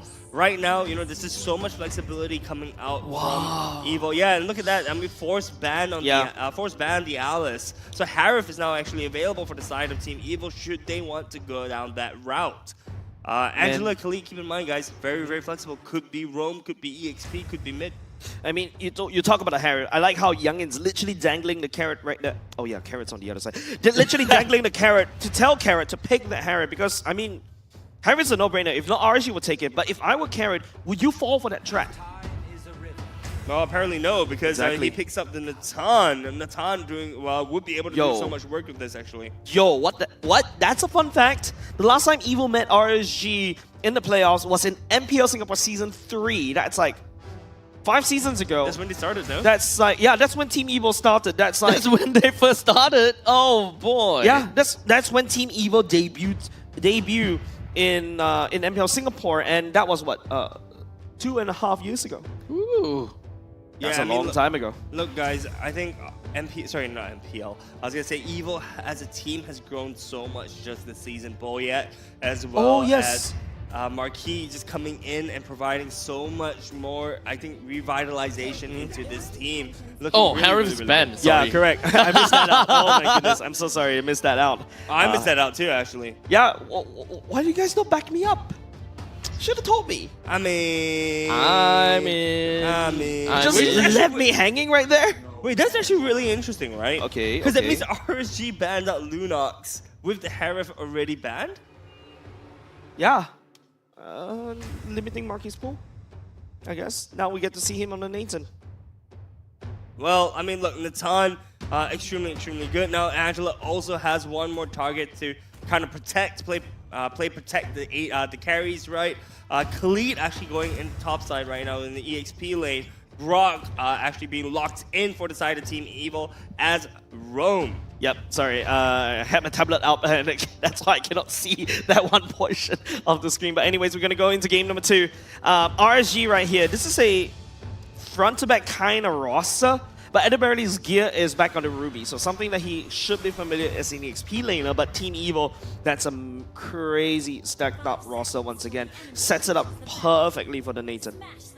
I do like the Ruby, though, coming out from the side of RSG, right? Gear going to be able to maneuver the map super well with Ruby's inherent mobility, inherent passive. So, honestly speaking, these two teams are going to be quite evenly matched up, I believe. You know, you have the Juzing being able to kind of maneuver people to her, maneuver people away from her, as and when Roy wants. And just so much AoE, right? You've got the Ruby ultimate, you've got the Gato ultimate, you've got Juzing as well.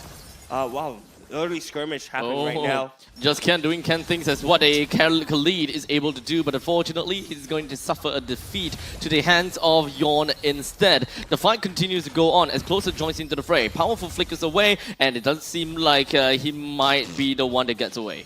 Literally Closer chasing Powerful, come closer. It's just one dot, couldn't chase it up, but that is definitely RJ picking up a good momentum earlier just now in the first 1 minute.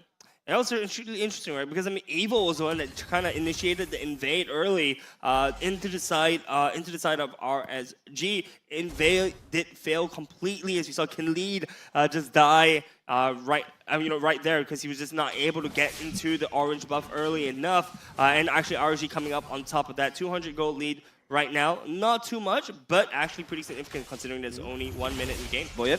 It just seems like they're just going to be jumping themselves on top of Closer, but the amount of damage from Boyet's Tempest of Blades is just not quite enough just yet. Not yet, it's still slightly early, but that's the Tempest of Blades burnt. That's also going to be the Retry burnt as well. It should be coming up in just in the nick of time, but hold on a second, that's also powerful. And taking up all the Ogi Shadow Kill, joins into the lanes, and luckily for him, the creep takes the Shadow Kill hits, and unfortunately, Yawn's not going to get a kill. RNG, man.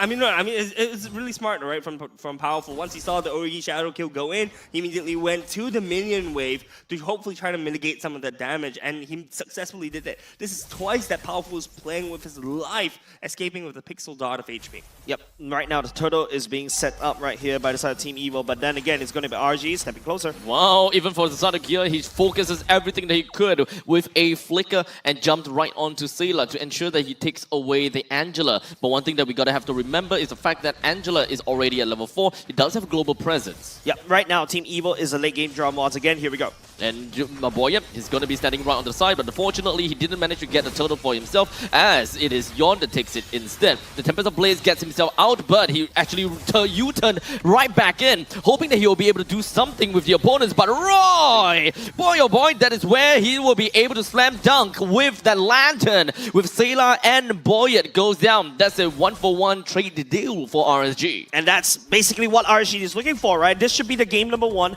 at least now showing that and abusing the fact that Team Evil is on the late game kind of draft with that link, with the Nathan that needs a lot more time. RSG abusing the juice in first pick. Yeah, Juicing doing so much work right now with the Lantern Flare, right? Being able to just pull people at will or push people away. BOD. CS turned the tide around. Oh, he didn't really quite finish it off. But Powerful with a wild charge gets down on the CS. The rest of the members from Southern RSG comes in to back him up. And even when the Lantern just going to be slamming it down onto Powerful, I don't think that it is quite enough to bring him down. Yeah, right now Yawn is in the vicinity though. He's looking for more. And Ogi Shadow Kill onto Powerful this time. No way Jose is he gonna run away. But Boyet now joins back into the fray. He does have the hard gun on himself. The first thing that is in their eyes, the first thing that is on the guillotine is gonna be Yawn. That is one person down, but it might be a trade. As Maki is down to the pixel amount of HP, he manages to just get away shy of a couple of HP. Ken coming in for the flank right there is just the icing on the cake. This time around, RSG overextends just a little bit. Team Evil though, those 3 assists are going to Marky is definitely going to help them in the long run. Yeah, it's just unfortunate that Marky was not able to get a single kill, right? I mean, kills versus assists does actually make a huge difference. And we do actually, or rather, Evil wants to see Marky, with the gold in the early game, right? He needs to be accelerated. So it's just slightly unfortunate, but the fact that they managed to get not killed, in that fight was a huge, I think, yay for the side of Evil. Yeah, right now we're stepping into the middle part of the game. RSG definitely should have mid-game priority because of how their heroes work. Team Evil, on the other hand, they just need to try to hunker down, but Roy is giving them a lot of trouble on this juicing, man. Yeah, Roy is playing zone control. We see a little bit of a skirmish, Closer being a little bit deep in, but he is a Gatto, so he just kind of shrugs that off. Trying to spot out the members of Evil. Yawn just taking the turtle away with almost 0 contest. Yep, Evil right now just cannot fight front to back because with that Juicin being right there, Grok needs to land a very good flank. Boyet and also to a certain extent Ken as well. Take a look at the items. It's already going to be the photo build up for Sayla already. And the SOD lands as well as the I'm offended. Just trying to get a little bit more onto Sayla. Tosses him backwards and gets the kill down onto the Angela. The rest of the members from the side of RSG focuses down onto the tier 1s, but that is going to be Evil pushing them backwards with CS taking the hit and going down. Not enough damage coming out from Evil as of yet, but it's starting to show. RSG losing 2 members right there, whereas, you know, Team Evil, on the other hand, man, they don't really have a lot of mid lane priority by Marky. Roy, a little bit too far deep in, especially when he's all alone. Yeah, man, Roy thought he could get Marquis, but Marquis was like, ha, I've got hard guard, what do you have? You know, manages to reverse that. We do see a kill on Boyet. Yon taking that kill from Boyet. Wow, Yon goes in. It definitely seems a little bit weird, but regardless, that is a 1-for-1 trade between the two junglers. We're starting to see both RSG and Evil for some reason in this game. They're just kind of going at it at each other. Yeah, with they not are doing much, it now. Contribution to what they wanted to do. The SOD didn't land, the Avatar of Guardian didn't land. There's so many whiffs in this fight. Both teams, they better get out. It feels like a brawl game right now. RSG is not happy. So is Team Evil. They are not supposed to be, you know, putting down like that. They should be the one dominating in the game. But now, you know, Team Evil snap back just a little bit. Can also, like, quite high on the damage dealt chart. But Roy is outputting most of the damage. CS already got the golden stuff already, man. You can start to see RSG start stepping up in terms of the damage, especially in the next turtle fight. I mean, honestly speaking, I feel like I'm watching Matrix, right? Like the dodges that are happening for the sidesteps that are happening for the side of Evil, just dodging so many ultimates coming up from RSG earlier. Feels a little bit unfortunate for them, but we do see Evil actually poising to take this fight to RSG as the turtle spawns up. Only a 1.2k gold lead now for the side of RSG. Evil-wise, from the items, looked as if they had actually the necessary items to take this fight. The items looking pretty evenly spread across both teams right now. Marky, we saw, I think, about to complete his second item.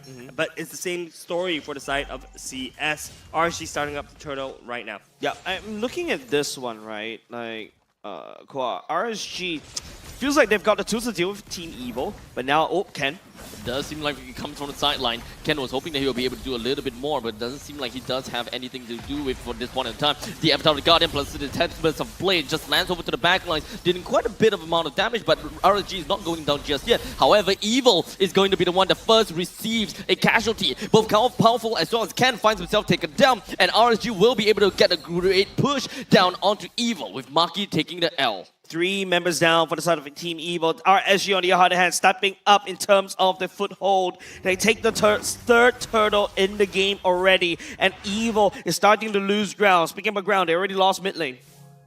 First turret going down on mid lane is extremely detrimental, right? Because it just allows RSG so much more movement around the map. RSG can just hide in the jungle for this, in Team Evil's jungle, and take them out as unsuspecting prey. We do see the tier 2 turret actually go down for the gold lane as well. RSG just taking over this game. Yeah, right now RSG, you know, showing them who is boss, right? Right here, Team Evil is struggling to scale into late. RSG is not allowing them, you know, the one more combo coming off from Gear and also Roy is just making it work. Just take a look at this this duo. Yeah, Roy is being so bold right now, just pulling, you know, members, poking members of Team Evil away with her Lantern Flare.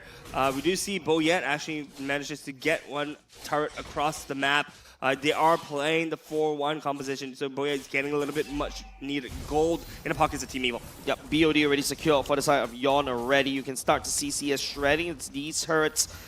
Items are slowly chipping into Evil. Oh, Yon versus Boyet kind of situation, and we talked about this before. Whichever they uses their ultimate first would eventually find themselves in an untimely defeat. We even do have the global presence coming in from the Ling, but Yon is the one that finds a kill on the Sailor instead. Closer goes in for the Avatar of the Guardian, didn't really quite land the Sailor, but this is just a lone Angela running for her dear life. Oh man, it's RSG is starting to ramp up in terms of the aggression. Sailor and Boyet. I can see what Sailor and Boyet are trying to do, but Boyet decided to go all the way back in, thinking that they can actually do it right into RSG's trap. Yeah, Boyet thought he managed to get the kill on Yon before Yon could do anything, but Unfortunately, he just doesn't have the damage at this point in time. He is not. He doesn't have his item power spikes. There's so much damage coming out from Roy. Yeah, RSG right here is doing a really good job in terms of controlling market damage. Ooh, Marquis, the amount of damage as it is. The SOD even lands, but CS can't do anything to Marquis with that 2v1 situation. Roy's putting a lot of damage right here, and now Ken is around in the area, but then again, RSG does have the manpower advantage. Ken runs around away, but it does seem like he's going to be A-okay at least for now. The rest of RSG now would want to posture themselves up for this upcoming Lords fight. Yeah, RSG right here, they do have these minions pushed up against them. I feel like RSG's draft is a lot much better as compared to game number 1. Now, you can send CS to deal with Sailor that's split pushing. Both of these two side lane, one out of the 4-1 composition can deal with side lanes, but I would trust CS more as compared to an Angela, right? Yeah, CS is definitely going to be able to push the lane a lot harder, but he does not have the guarantee a team fight joining with the SOD, right? I mean, Sailor has the hard guard. We do have Ken. It's just going to be focusing onto the fight onto Gear, but on the split side, Sailor gets a kill on the CS because of the Tempest of Blaze. But now Boyet gets himself running away. Ken gets a kill onto Hayabusa, but it doesn't seem like RSG will be able to take this fight against the Lord. Man, that was a good fight, good engage coming from RSG, but Team Evo is starting to scale into the later parts of the game. RSG is struggling to find value, and Team Evo takes the Lord. I really like the target prioritization coming out from Evo, right? They saw CS take a step too far forward, and Evo just pulls the trigger onto CS. CS gets absolutely bursted down without being able to do anything at all, and down to the hands of Boyet.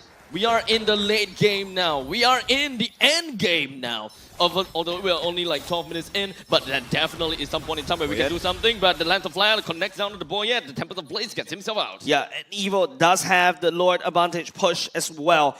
Evo is starting to find the items, is starting to show. RSG, it is their turn to react. And how are they going to react against this Lord push? Yeah, this Lord push is charging down the bottom lane right now. We see a little bit of a skirmish happening. Marquis has already used his ultimate. It does seem like he might have a little bit of an issue if he ever wants to get himself running away. SOD didn't quite land, but it does seem like Evo really wants to get themselves a great push down in every single one of these outer turrets. Yeah, in terms of, game goal lead right now, it's all neck and neck, right? Team Evo definitely with these scaling heroes, they're already scaled. And now it's RSG. Look at how they're playing. There's a lot of adaptation coming in. The Flare connects down onto Powerful. He gets himself while charging away. Tempest of Blaze lands down onto Roy, finally bringing down one of the biggest menace from the side of RSG, while Yawn continues down onto the Ballista into the top lane to try to make sure they will be able to clear out as fast as possible. RSG was in the driver's seat in the early to the mid parts of the game. They shouldn't have been able to find a snowball, but yet they cannot. They also have the tools to deal with Evo's draft, right? CS to deal with the split push Sailor. They also got gear to basically combo together with Roy.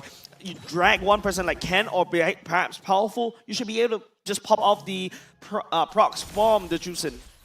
Yeah, unfortunately, they're just not able to execute it properly, right? I mean, the thing is, on paper, RSG actually has the easier lineup to kind of execute. Juicing actually doing so much work, but when Juicing just goes down, there's not much that you can do from there. Oh, it does seem like the Conceal Blade is just going to be worked right out. Marquis hoping that he'll be able to do something, pops the Purify, and he didn't actually receive any form of damage. So just from that team fight alone, it does seem like Evil actually popped quite a bit of their battle spells. Yeah, Purify being popped off for Marquis. Powerful actually accidentally flickered right there. Gear flickered as well. Right into a Lord fight that's coming up in another less than 30 seconds. These are critical battle spells that both these two teams burnt by accident. Well, I think they're going to be completely fine as long as the positioning is good. They just don't have that extra layer of security to take those team fights in precarious positions. So we do expect Evil to kind of take this team fight a bit slower. They have already set up a parameter around Lord right now. It's Lord spawning in about 4 seconds. CS...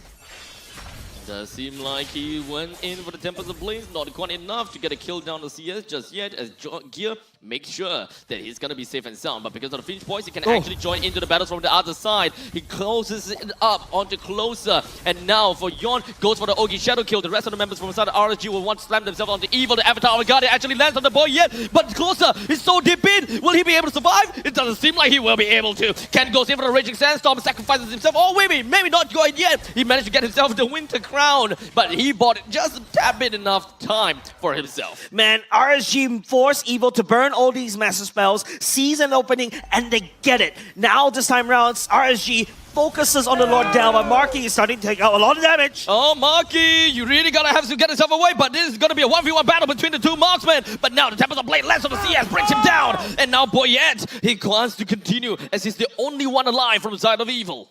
Right now, do RSG go back and focus on the Lord, or do they go back to defend? Because Team Evil, I don't think they want to go for that 50-50. They should be looking for, pushes instead. And this is the power of Ling in the later parts of the game. He can split push very easily and join the team fight at any time at all. Yeah, Boyette just got the POD as well. This is the late game, boys. 16 minutes in. As you take a look at the replay of their earlier fight, right? So they managed to get Roy down early, but Evo just not having enough HP. Barcias with a very, very nice stun into the wall, but Boyette just cleaning up right now. So unfortunately, just, our Evil being able to take that fight actually prevents RSG from taking the Lord, which is actually perfect in terms of slowing the game down. Correct, definitely right. Team Evil does have the late game. They are supposed to be the kings of the later parts of the game. Anytime they're slowing down this game, RSG is the one that's in trouble. I agree with you right there. And also RSG, identifying all this small little window of opportunity. Team Evil is a kind of roster that wants to burst everything down. Speaking of burst, they really wanted to get this Powerful down, as he's definitely one of the more annoying frontliners. Ken, as well as Powerful, postures himself up for this upcoming Lord's fight, while RSG draws a line to ensure that Evil will not be able to get anywhere closer. While Boyette looks for an opening, jumps right in, wants to get a Lord, he manages to steal the Lord right under the nose of RSG. The rest of the members from the side of RSG are enraged and want to put all of their anger onto someone, and the someone is gonna be Ken, as he's gonna be trickling down in HP. Roy takes him down, and Boyette comes over to the back lines and does seem like he wants to go for something. Probably the backdoor push in the top lane, as the inhibitor turret is now gonna be under siege. Boyette and Closer goes for a head-to-head battle. Closer understands that he can't possibly take this fight against Boyette, but he was close enough. It was pretty close. It was pretty close, but I mean, yes, Evil was able to steal away the Lord, but at what cost? This Lord is definitely going to be wasted. In fact, it is Team Evil that wasted RSG's Lord. Yeah, no, that's perfect, right? I mean, that's what Evil wants, right? Evil wants to take the Lord. He wants to slow down the game. We see the items being built right now coming in for the Natan as well as the Ling. Look at it. It's a full item built Natan. Yeah. He's going to be doing so much work. Same thing for the Ling. Ling is at 5 items. He's probably going to be selling the boots really soon, like we saw earlier. Probably going to pick up the Rose Gold Meteor. But just absolutely great for the side of Evil. Yeah, Team Evil, on the other hand, the roster works in a way is that I have a lot of burst. If I cannot kill you within 3 or 5 seconds, Evil will fall off, and RSG will be able to out-damage them through sheer attrition, right? CS and also Gear with Roy as well. These are heroes that rely on this small little DPS bit by bit. But if Evil unable to burst them, now RSG will definitely take it by the storm. So what you're saying is that it's a battle of burst versus DPS. Constant, sustained DPS. Yes, this is literally a battle as a whole this time, which team is going to be able to execute perfectly. In fact, actually, just now in the fight that we saw Evil take to RSG, Powerful didn't have his wild charge.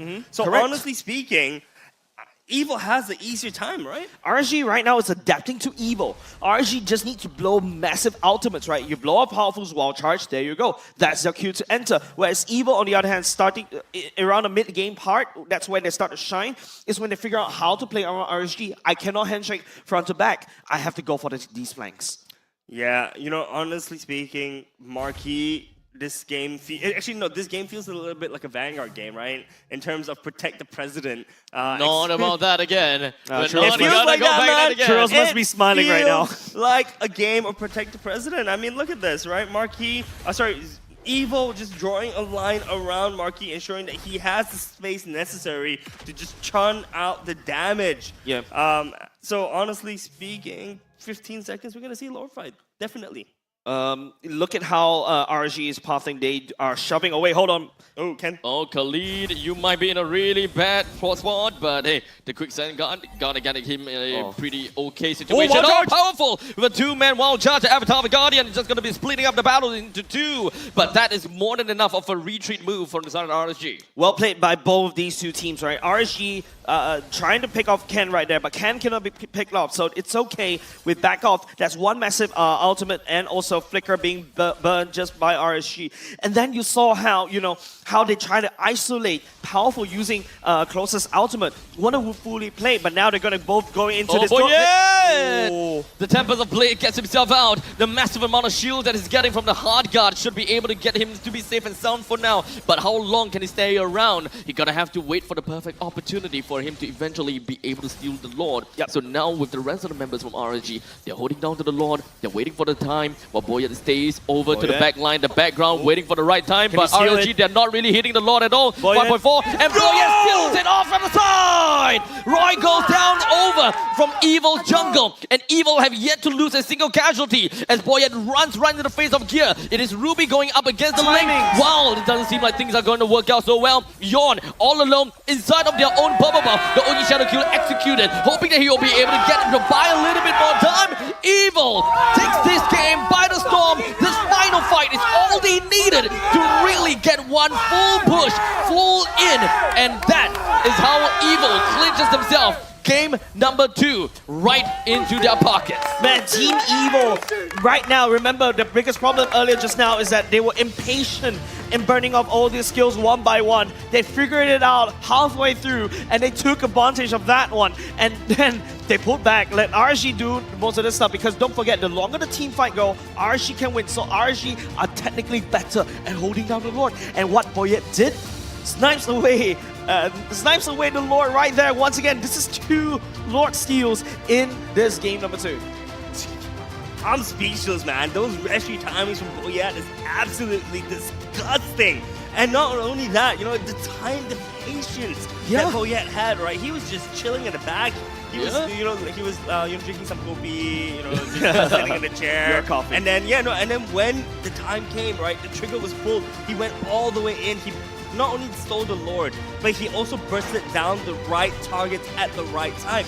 Evil's target prioritization these past 2 games, phenomenal. Yeah, it has been. And that's basically all about, the teamwork that Team Evil has, whereas RSG right here, they had a dominating early to mid game, unable to snowball. But then when you think RSG had it, right, because Team Evil was starting to make a lot of mistakes, right? They're unable to burst the key members down. They've blown out very critical ultimates, very critical battle spells too early, and RSG identified that. But then Team Evil adapted again. A very scary Team Evil is one that you cannot kill, one that can adapt on the spot. One thing that I gotta have to say is that I gotta have to give my props over to Boyet once again, right? When it comes down to the final Lord's fight, the HP of the Lord was trickling down really slowly, as RSG really had a lot of discipline. They know that they should have been touching it. They want to fish Boyet out. But Boyet made a gamble, went in from the S2 from Fish Poise, and ended the Lord. Yep. Let's take a look at MVP as well. Boyet. I think you have to give it to Boyet once again. Mr. Savage in game number 1, and now the Lord Stealer in game number 2. Man, we're running out of nicknames right here in MPL Singapore just to give him. He has been making these crazy plays. He's gung-ho. He makes gambles, and it always go in his favor. RSG just need to ban out this guy's Ling, man. His Ling is absolutely disgusting. We've seen it time and time and time again. Boyet on these assassins is just gross, right? And it shows in these past 2 games where he's just able to just casually take the Lord, casually get a Savage. He's just casually just decimating RSG right now. And, I don't know how much more I can take it before I actually feel a little bit sick. But if you are RSG right now, that must be a kicker in between the legs, because man, that just does not feel good at all. You got a solid control in the mid. game, and you would have thought that, you know, that you got a solid control around the Lord Pit as well. But then again, Team Evil comes in, swoops that win away from you for the second time. Just taking a look at this item build, we're already in the later parts of the game. We're already going into, like, you know, the late game where the items really matter, especially what you buy around the latest part. Which one, what are you afraid of, right? Because right now, if I'm looking at RSG, no Athena Shield because Team Evil are mostly burst. Yeah, no Athena Shield. I mean, look. Oh, one on the Ruby. Yeah, but I mean, is that necessarily a priority item considering that on the side of Evil, yes, it's burst damage, but Athena Shield is mainly built for magic damage, right? And the thing is that most of the damage is coming out from the Ling. So how do you even prevent them?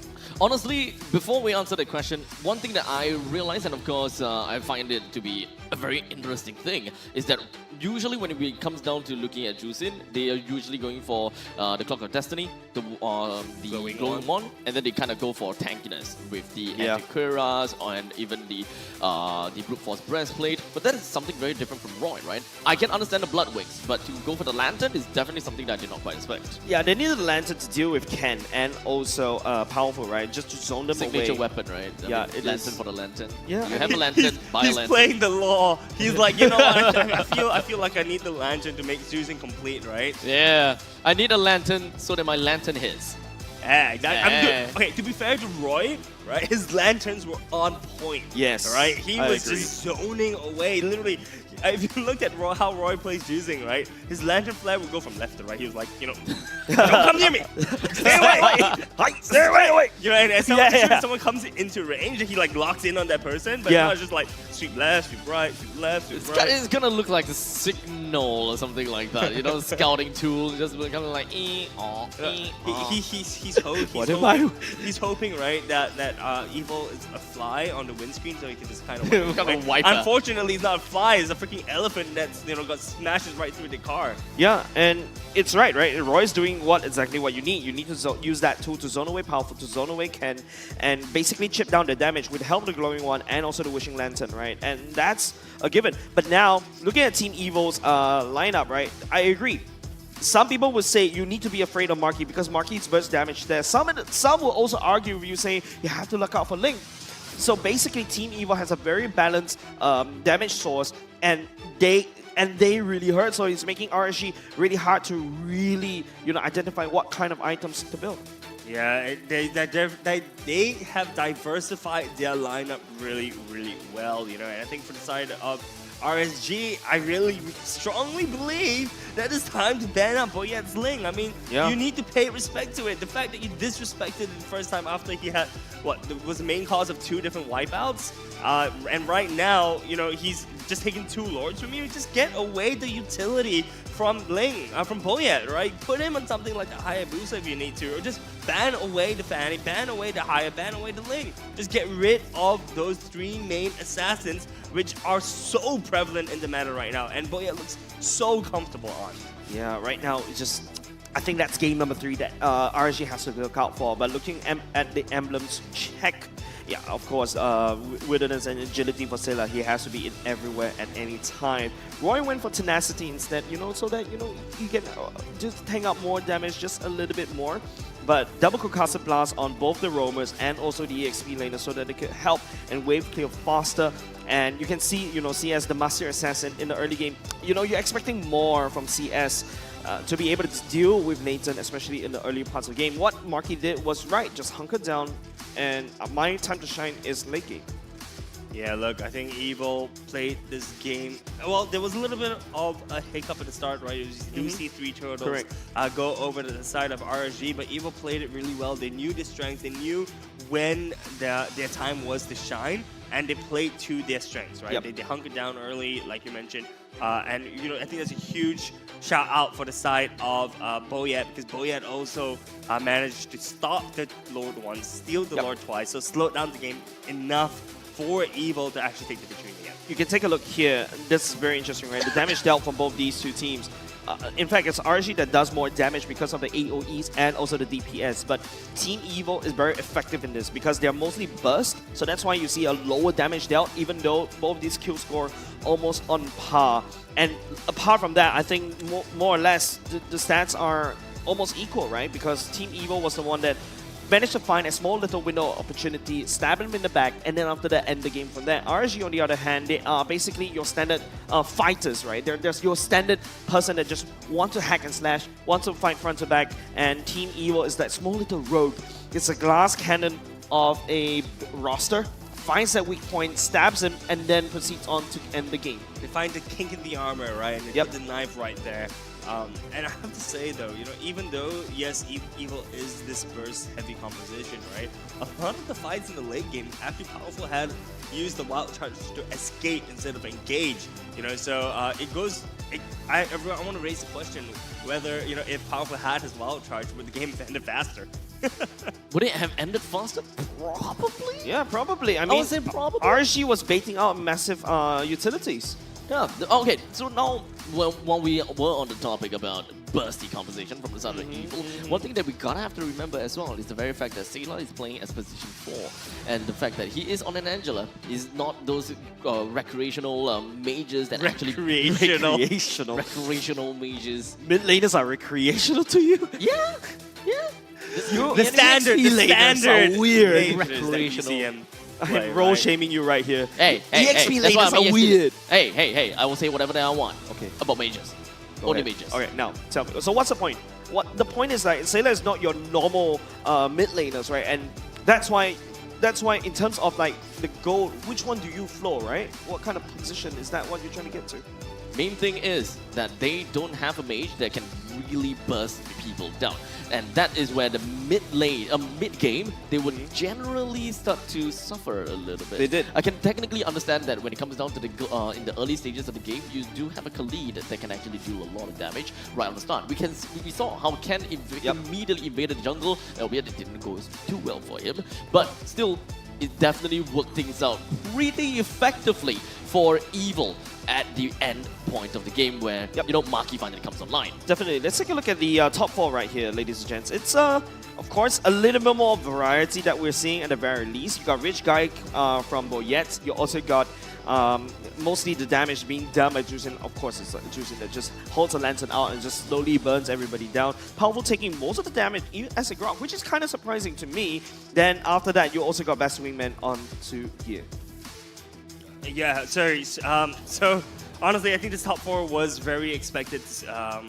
Was very expected to see, But I want to talk about next game, right? In the future game, what does RSG need to do to win? I think they've tried a lot of different strats already, right? Okay, first game they tried the bursty strat. They tried to win in the early to mid game, but then they kind of lost because they allow a late game draft to really go beyond into the late game earlier than they're supposed to. And then here, it feels like they had a good snowball in the mid game, but they're unable to end the game on time, allowing the late game comp to scale. Yeah, well, looking back at this game, you mentioned earlier they tried to finish off the game early. Just that Boyette is just too good with this Bling, right? He was able to kind of cordon off the Lord's trying to just retry away the Lord as well. RSG here, we see him taking the early fights really, really well. They're playing it almost through the T at this point in time. Evil not having enough damage to push on forward, but. The thing is, it's unfortunate that that RSG was not able to close the game any earlier. Yeah, like if you take a look, it is Evil that's taking a lot of losses right there, especially when, they don't really have an actual mid laner, a recreational mid laner, quote unquote. Hey, look, mages are fun, alright? You can use anyone and it's fun. Yeah, it's not your conventional mage. That's why Sayla and also Team Evil really struggled in pouring the damage onto RSG. But RSG, on the other hand, they had Roy, right? They had the Juicin. And this is not your conventional build where I built two tanky items. You gotta have to give props, right? Roy knows how to position this Juicin so well and also output the damage. That's why he's like, what, 191k damage earlier just now? And this is like closer to the later part of the game where you start to see Team Evil just burning out utilities a little bit too willy-nilly.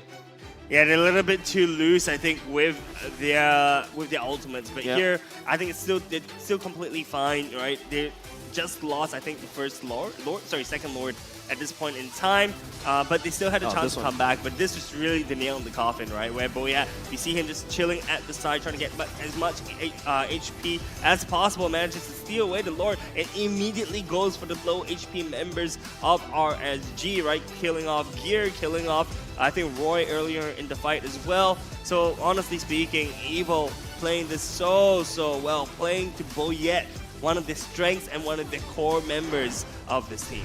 Yeah, I just want to really put that in terms of the highlights. You get to see different portions of the game, right? And I think you really need to take a step back and take a look. And what better way to do so is by our analyst, which is over to the side of Churros, which will be happening very, very soon. But before we go over to him, game number 3, what are your thoughts? Link needs to be banned, for 100%. sure. Kwasong 100%. said it right? The Link, if you don't have an answer to it, might as well just get him out. All right, with that said, we want to hear what Churros have to say for game number 2 before we head over to game number 3. Churros, what do you have for us? I have a lot of different clips. Actually, the entire series, I had like 30 clips. If you check the computer later, it's crazy. So many fights, so many brawls, so many skirmishes all throughout. And I really wanted to analyze that last one because it was a very, very long, drawn-out team fight. Lasted probably around like 2 to 3 minutes. We'll start off first with the draft, and I think RSG throughout the entirety of this series they played extremely well, and I feel like it has to be attributed to the way Roy was basically playing around. The Roy's Juicin was constantly being like that brick wall, using the lantern sort of like a pepper spray and keeping Powerful at bay, keeping Ken at bay. And there was nothing much that they could do but just succumb to that pullback. And there's actually 2 people that could pull the members of Evil back. It was Gear as well as Roy, and it was really interesting how this was done in this entirety of this series. So let's just play this clip onto how Ken was actually trapped into this team fight. So Gear pulled Ken back, and Powerful immediately registers that wild charge, and look at where Roy is, knowing that Roy was dealing a ton of damage, especially with the glowing wand, which deals HP percentage damage. He wasn't able to get his teammates to follow up, and I have to say, Closer did a really good job in trying to create that line and create that distance from the rest of the team, rest of the enemies, creating that line with the Avatar of the Guardian. So this was a very, very good disengage play coming in from RSG. So Powerful disengages. Ken still has his heals. We'll fast forward to the Turtle Pit where Gear was already in position and trying to scout out, okay, where is Boyette at the in the majority of the time. Boyette doesn't want to show himself just as of yet because that's Ken's job. Ken was doing a very, very decent job trying to understand and give the positioning of wherever RSG is going towards. And this was where everything went down just a little bit more. Boyette steps a little bit too close. Closer knows where Boyette is. And I think the downfall, the major, major downfall of how RSG likes to play around is the off lanes.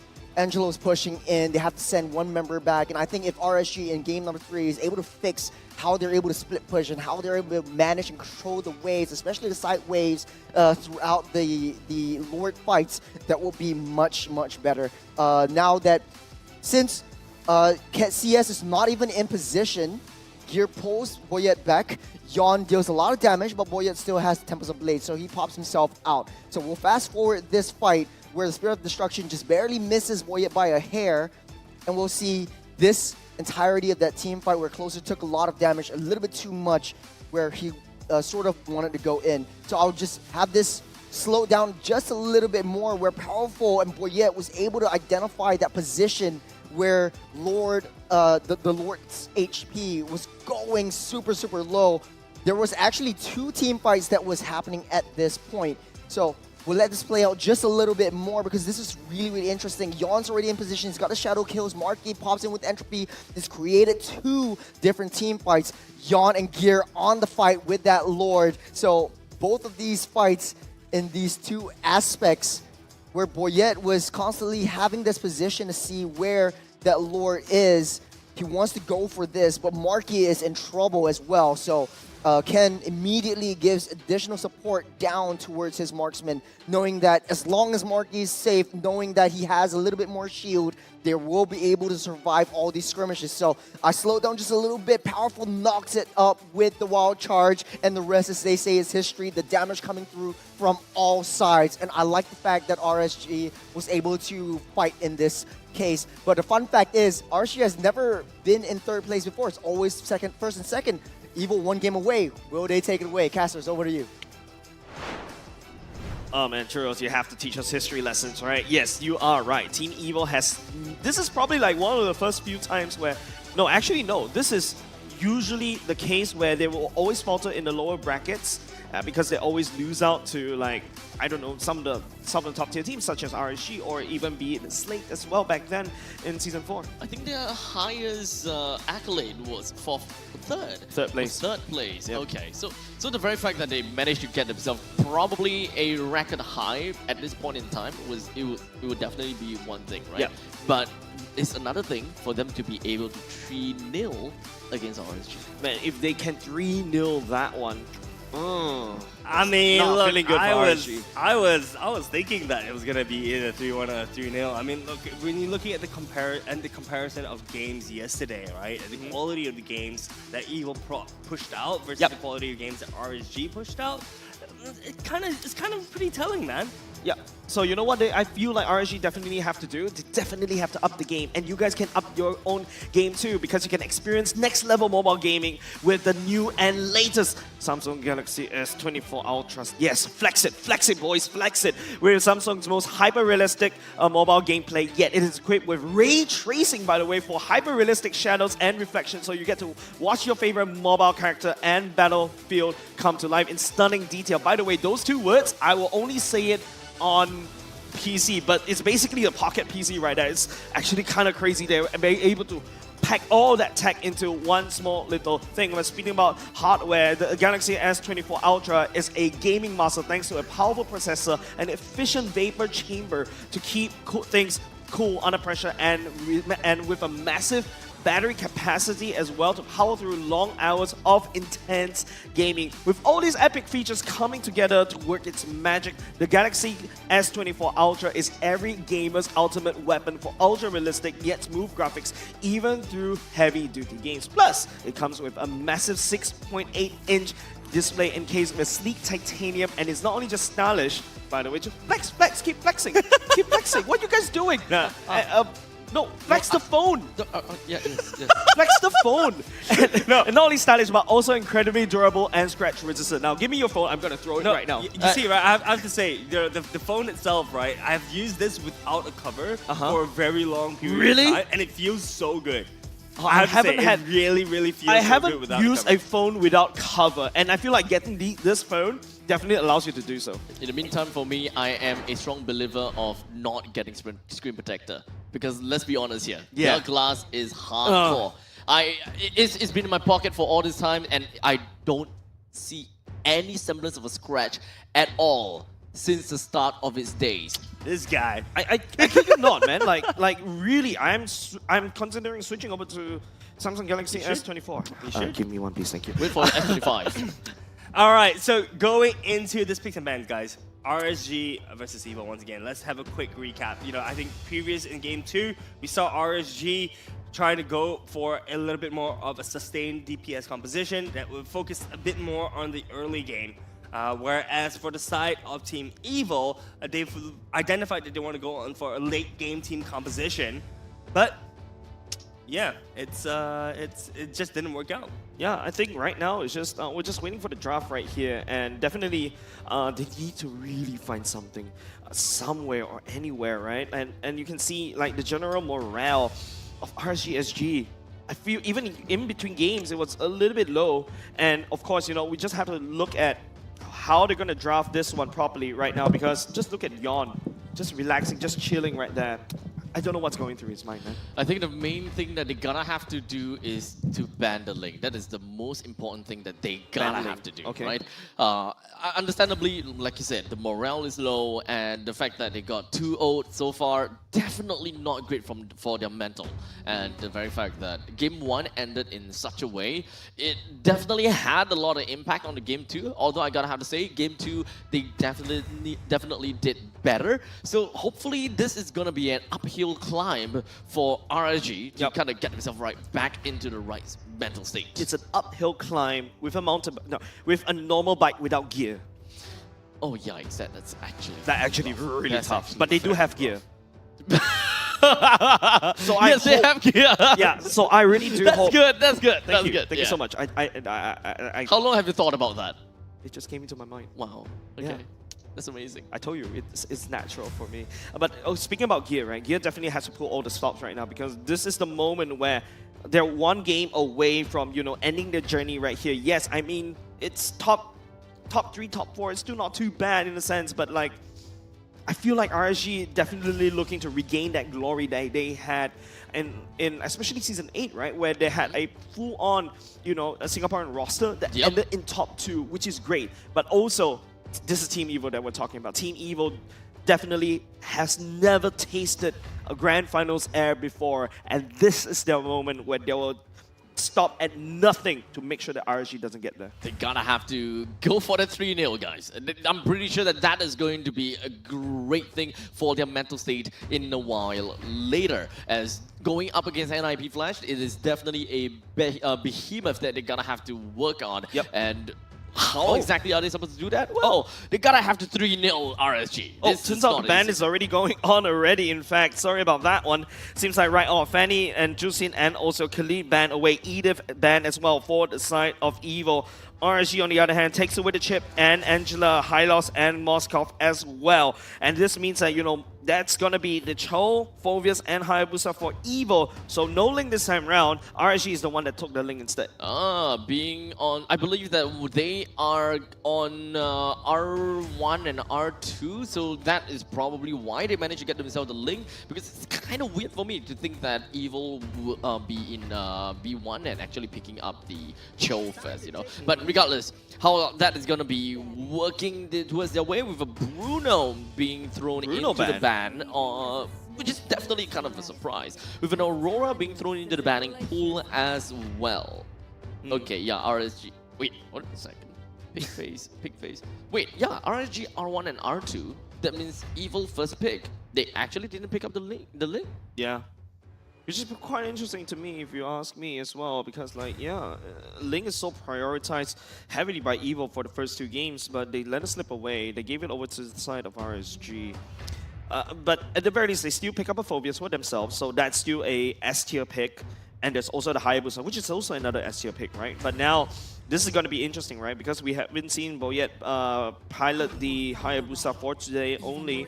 Going to give it over to Yon, so a lot more pressure over to Yon to make sure it works. And now this is going to be a Vexana selected by the side of RSG. Yep, a very typical Vexana and the Tigreal combination. Implosion into the Eternal Guard is definitely something that cannot ever go wrong. And to help things out, you do have a Harif onto your side too. Now, when it comes down to Evil, since they no longer have a Link, they don't necessarily need to go for the Angel-Link combination anymore, unless they kind of want to go for a Hayabusa-Link. Yeah, Hayabusa-Link? Hayabusa-Link? Hayabusa-La. Angel... No, Angela's banned already. Oh, damn it. Yeah, Angela's already banned, so okay, Evo. Faramis bringing them back, man. And also on top of that, you also select, get a Nathan. This is a very old school draft, and also what surprised me as well, I think Abstract, you also pointed it out, that they went for a first pick Cho.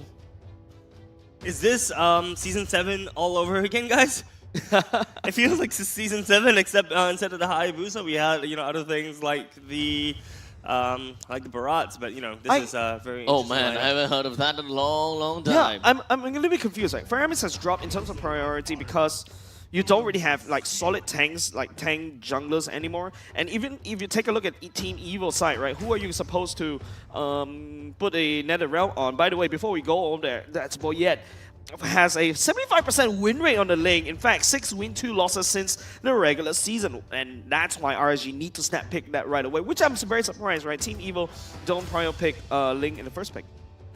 Now, of course, how is it gonna be like? Because we've got RSG and Evil that has finished their entire lineup with the final pick of Gadakacha on the side of RSG, which will be heading over to the EXP lane to deal with Ken that's playing onto the Phobias. Yeah, Ken's Phobias, man. Finally get to see it this time around. We talk about it. He is a different beast on this Phobias. We shall see how he's going to pilot that one going into game number 3, ladies and gents. It is Team Evil. This is RSG. This is do or die. And also for the same of Team Evil, as they want to breathe Grand Finals air. And this is their moment. They cannot mess it up. They want a revenge match against NIP Flash, man. I mean, Of course. yesterday was so close, especially in game number 1.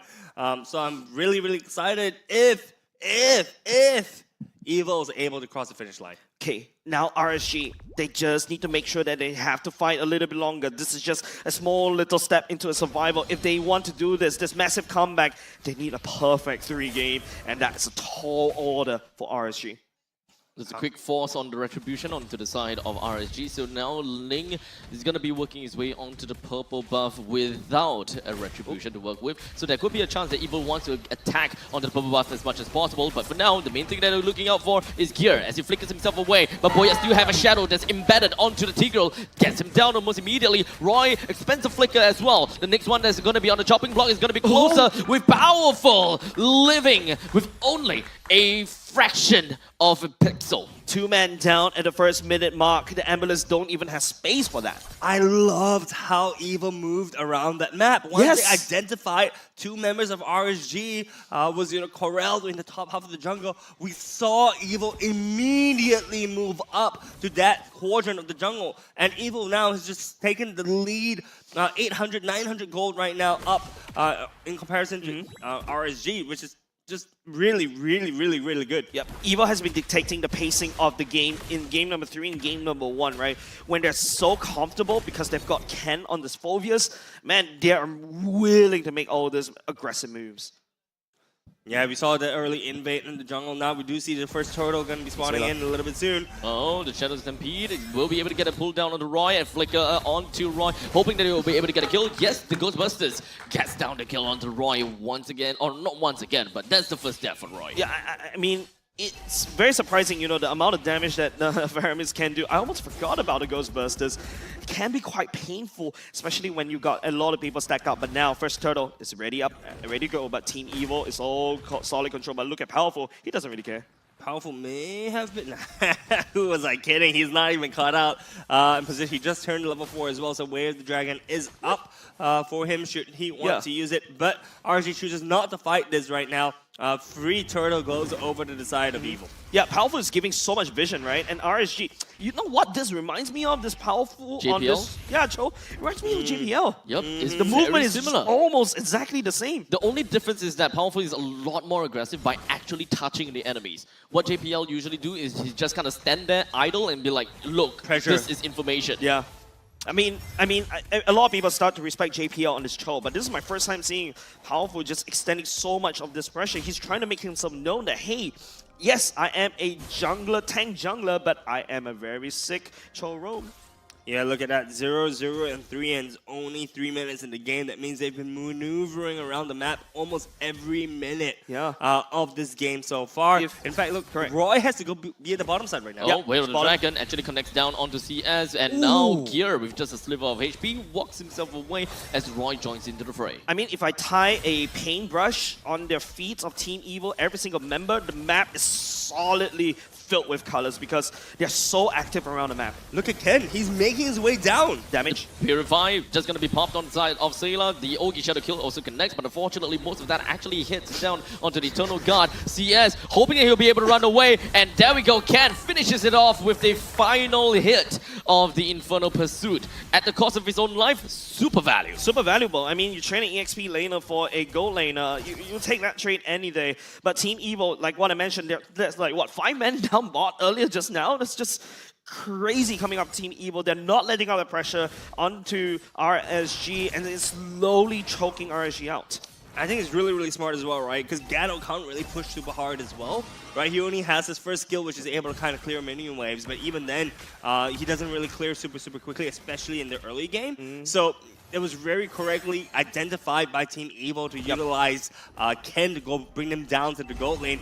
Kind of start off that skirmish. We do see Powerful finding CS. Wow. So much damage, actually. Well, yeah, like Concussive Blast does a lot of damage, but hold on a second, Powerful. Doesn't seem like he having Jikundo to get himself out of that. That is definitely a dead Powerful, as we see. But the rest of the members from the side of Evil, they take that opportunity while Powerful was creating a distraction to get the turtle for themselves. Man, Powerful bought so much time, and not only just that, it feels like RSG is not even handshaking that turtle fight at all.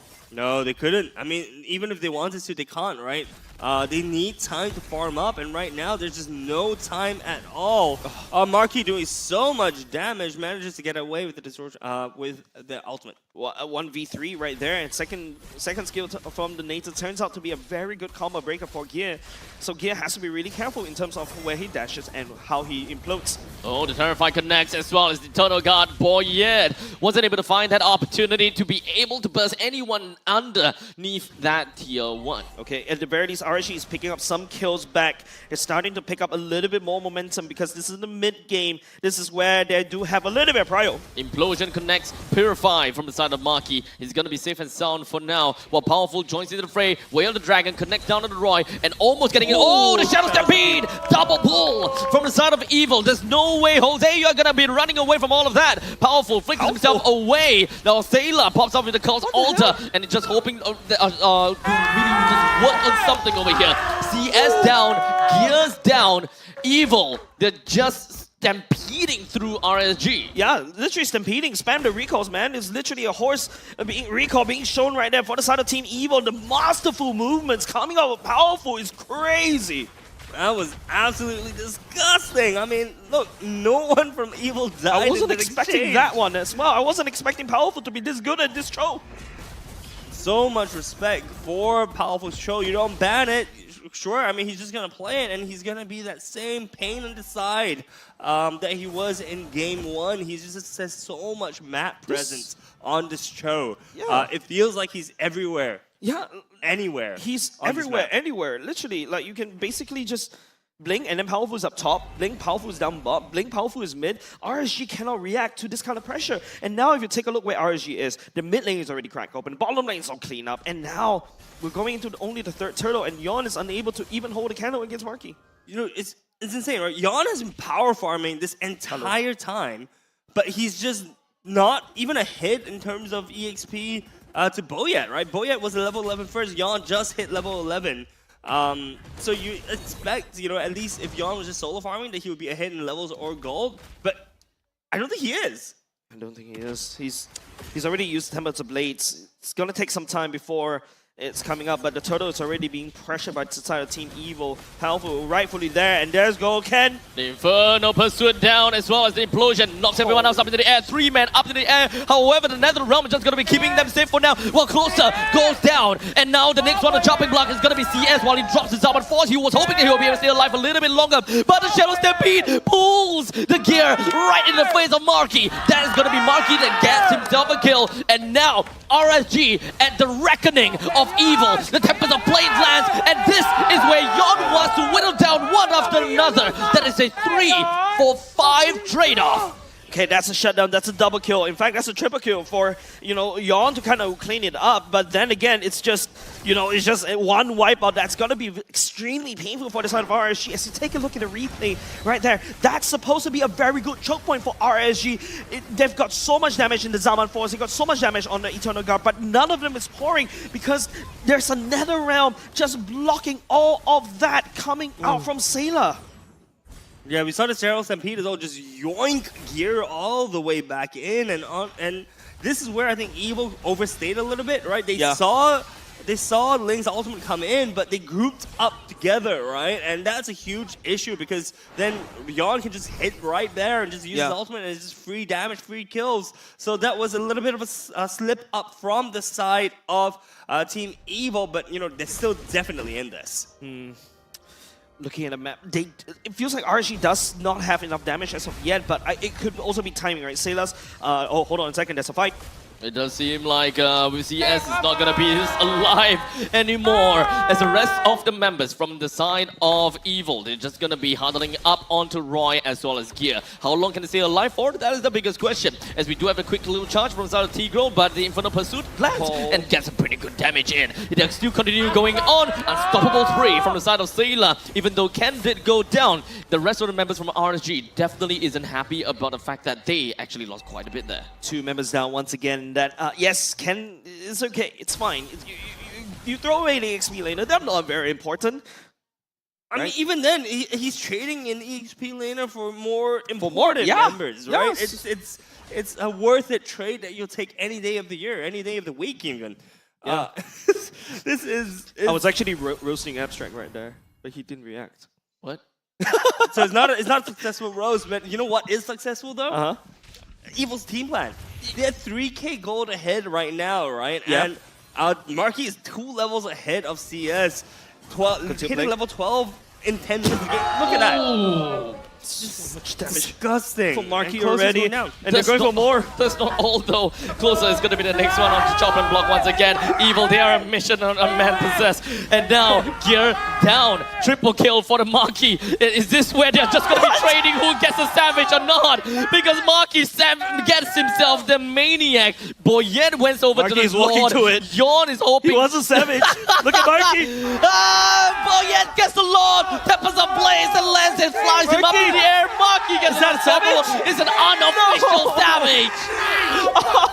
Oh my goodness. Unofficial Savage. Yeah, RSG still takes the... no, actually no, it's still, Evil still taking the Lord. No matter everything that Yawn tried to do, the only thing that he didn't do is to give Marky that Savage. To be fair, he just stood there and let Ling do his thing. You know, he knows that, yeah, I don't need to do anything. I don't need to hit him because this is Marky's prey. RSG waiting for the end, literally. Right now, the Lord marching in.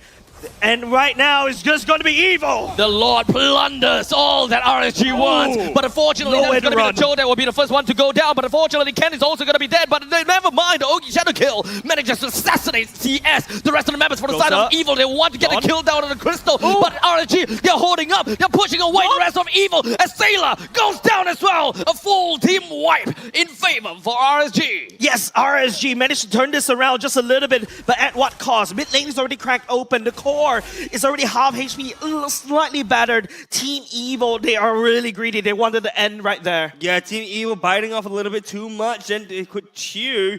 You know, I think this is actually a potential turning point for RSG. It's a good defense. This is definitely something that RSG was looking for. Look at the lane. Definitely. RSG was able to pick up some shutdown goal. That's Young with the Endless Battle. That's also one item power spike right now. RSG is hoping and banking on Yon to make wonders right now in this game number 3. Yawn, all eyes are on Yawn right now. 5-2-1 with the split push, manages to take down the second turret on the bot lane. We see the equipment right now. We see a full built Natan, which is extremely scary. Harif, I mean, the Natan is one item ahead of this Harif at this point in time. We also, but on the other hand, Yawn, he is 3k, he's almost 3k gold, 2k gold up in comparison to the Hayabusa. Yon is definitely +1 right now. He does have the damage. He now needs to be able to find ways to convert. Find the damage onto Marky, assassinate him before he goes popping off with those ultimate and also first skill. Second skill, there could be a chance, but they cannot let anyone for the side of Evil to just pop somebody from RSG like that, because Marky does have a lot of burst damage in his kit. Not only burst, but sustain as well, right? This is a Natan that we're talking about. You know, the moment he pops his ultimate, he's able to just dish out so much damage just with his basic auto attack. And Natan, he wants to see all members of RSG line up. He does pop the ultimate, but it's on a very short cooldown. RSG right now is on the same gold lead as compared to Evil. Item-wise is right there, but in terms of levels, Evil is slightly ahead. Look at Marky, it's already level 15. CS is struggling at level 13. RSG need to make something work right now. They have a mid lane that's open, but maybe this is it. Oh, Marky doesn't have a lot of HP to work with. Pops out the Wind of Nature, but everyone is on Marky. The Eternal Guard lands on top of him. We do have the Immortality that's going to be popped as well, but now Ken is just going to be pushing the rest of the members from RSG away as much as possible. As now we do have a Shadow Stampede from the side of Sailor. He pulls it in and closer, overextends himself and finds himself dead. Abstract, that is the RSG miracle there you're looking out for. That pickup onto Marquee is exactly what RSG need. Now it's Team Evil that needs to play a little bit of defense. Take a look at the kit right now. They've lost their main damage dealer, and RSG is working on the Lord. And takes the Lord. Yeah, unfortunately, Boyette wasn't able to get the steal down. The Zaman Force is popped a little bit too early. Yon jumps over the back lines, gets a kill down to Boyette. The Tempest of Blade is just going to be popped again with a single dash in. He managed to get so much damage just onto Sailor. Massive comeback coming out for the side of RSG. They already take the Lord already, and now taking advantage of Marky going down, they snoop in, takes down Boyette, and now it's a 4v6 technically speaking because of the Lord, making a 7 if you add the Eternal Guard. Yeah, and the gold swings over to the side of RSG. RSG now the one who has the gold lead. This is the first time in this game, in this series almost, that they've taken the gold lead. 2K gold up right now. We see the Lord marching down the bot lane. The question is, whether Evil is going to be able to take out the key members of RSG in Yon in the Ling as well as Harris. RSG right now, there's a lot of standing gold. Expect the gold to swing in the favor of RSG, but right now, it's not about the gold and the equipments anymore. It's about the positioning, how you handshake these team fights. RSG needs to make this Luminous Lord work. If not, they may not even have a second chance or third chance in taking this one. Yeah, I'm looking at Marky's positioning. He's been caught out. Oh, immediately just going to go straight in for the powerful. And now the 5-man nether realm from the side of Evil. But it doesn't seem like they will be able to help Marky at all. The rest of the entire team from Evil melted down in that single instance. RSG SG gets himself back on the map. RSG sneaking one game away against all odds when it looks bleak. They have so much domination in terms of the early game, but now at the last moments when they need to show up, Yon showed up. Yeah, Yon played it very smart. I think a lot of people were like wondering, what's Yon doing? He's just not with the team. He was farming. He was farming. Wait for my level 15 power spike. Exactly, and the moment he hit that late game, he started joining the team fights. And I have to say, I think we'll probably see that from Churros later on. But in the last team fight, right, and on the top lane, we saw them kill Marquee. Yeah. And Yon, you know what Yon did? He went back to base and immediately went down to Lord, which is why they could rotate on objectives so quickly. Huge props to Yon for that game. Yeah, Yon seems like he's just AFKing farming for the first, I don't know. Playing a little bit of a Farmville, if I may. Yeah, but I mean, at the very least, the farm was able to secure the game. I mean, yeah, 3 MVP so far. I think it's mostly just Lings. Ling. So just spam it out, guys. I mean, clearly both teams are good with it, right? Yeah, MVP or Ling. Definitely MVP ain't the player, it's the hero. Yeah. Yeah, we should have the MVP screen up very shortly. Definitely should have to give it to Yon. Yon was power farming. My goodness me, we thought that he was giving up already. You felt that this all hope was lost, and all of a sudden, when you needed him to step up, he was able to convert all that gold into equipments, into damage, and into assassinations. I was talking about this earlier. Yes, Marky has to be careful in terms of positioning, because the problem about Nathan is once you use your ultimate for your main damage, and also after that, it's also your mobility to get out of trouble. And now, of course, rest assured, MVP goes to Ling. Sorry, MVP goes to Yon for this one. 893 GPM. And his items are stacked, and he delivered the win for RSG when all hope is lost. Okay, I'm sick of the Ling now. Someone ban it. Well, look, I mean, when it works so well for both teams, right? I don't know. Yeah, it's definitely going to get bad. I mean, look, for whoever's listening to this, whether it's Carrot or Youngin, just ban the Ling, man. Make the games a little bit different. I mean, so far, it's just been Ling. All right? And honestly speaking, I'm getting a little bit sick of seeing anything. Right?